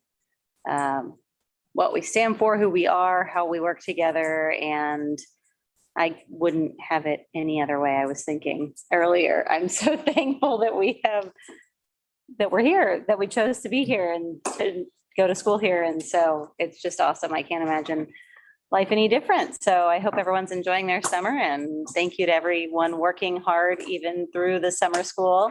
Last year was bare. I hope you're all enjoying it. Yeah. Happy summer. And happy birthday to me. Yeah. I forgot for a minute. Trustee Bizotti? Just a couple quick things. I'm super excited about the Newcomer Center. What a great presentation, and that is going to be so great. I'm super thrilled about that. Congratulations to WSTA, CSEA, and management for producing contracts that were so easily ratified. That was a great job, a lot of hard work, and I totally get the grind of negotiations. I'm in it as we speak. So the state's just much less pleasant to deal with. So with that, I just want to say thank you and enjoy your time off that you're going to be having in the next, Please enjoy couple of weeks here. So I really hope you guys get a chance to decompress and actually reflect on the year that you've had, and realize that it's only 35 more days till you get to do this all again. That's it. All right, Clerk Venegas? Right. Yeah. We have the thumbs up. No mil gracias. Gracias. Gracias. Gracias. Vice President Kirby Gonzalez? No updates. Our county 2x2 meeting has been postponed, or not postponed, but canceled. So we'll be having an updated meeting. So if you have any agenda items in the future, let us know. And yeah, this is our first big break between board meetings. And so it'll be a really nice opportunity for all of us to just have some time to breathe. And thank you to everyone. No, you don't want for all of the hard work, especially to all of cabinet, Dr. Hildreth, and because I know that this is your life. It's a lot of work, and I hope you get some time. And it'll be nice, not as much as we love seeing you, it'll be nice. It'll be nice not to see. It'll be nice not to see you. Yeah, have a little break. Okay, great. Will everybody indulge me and sing happy birthday to Trustee? Oh my gosh, you want to- Okay. So down. Ready? Yeah, because it's been a mom joke, mom type of day. Here we go. So, ready? Don't start too high. On 3. 1, 2, 3. Happy birthday to you. I should video. Happy birthday to you. Thanks. Happy birthday, Dear Christy. Happy birthday to you. Happy birthday. For your present, we ended before 10. Thank you. That was a nice This is your present. present, and I have 5 minutes. Oh, yes. Thank you for teeing up the CSBA event. So what Dr. Hildreth is talking about, there was a film crew at Westmore Oaks yesterday. Thank you, Yorgos, for kind of setting that up. That we are being highlighted as school boards in action. So what we did, and that's where I got to see the newcomer program and all of that. And I'll share a little bit of what I shared in my interview. And I don't know if they're going to take all of it or parts of it. Is that one of the questions is, what are you most proud of in the last couple of years? And I said, I'm proud of our staff. I'm proud of us focusing our kids. I'm proud of us just digging deep and not losing sight. And it felt hard, but the truth is we never lost sight of what we wanted to do for our kids. And, I was emotional earlier because and I use the word justice because that's what the newcomer program is. And justice, I remember I had to Google this quote, but justice is what love looks like in public. right? These are our hearts on our sleeves and how we show up every single day for those 12-hour meetings. And I just want to thank you all for 12-plus-hour meetings for that, because it just felt good to actually have this last meeting, have that presentation, because it was what we were all have been working towards. And it was really powerful. So on that note, that is my end of my comment. I'm going to move on to future board agenda items, PLA agreements, July 2022, safety update, July 2022. And number 3, update on the California Assessment of Student Performance and Progress, CAPS, August 2022. No budget update? 45 days. Don't actually give it. We'll get. Which budget are you talking about? Have to amend our budget again in 45 days. I get that, Yes. it's not, this is not a future board agenda item, but it's just to highlight it since back to school will be coming up soon. So is when the registration packet comes out in the handbook, just making sure that we have our gun safety. Yes, before. and the letter that goes out. Thank you. All right, awesome. I think we've dispensed with agenda, but I'll take if you want to go through this again, I'll take a motion to adjourn. Trustee Barsani.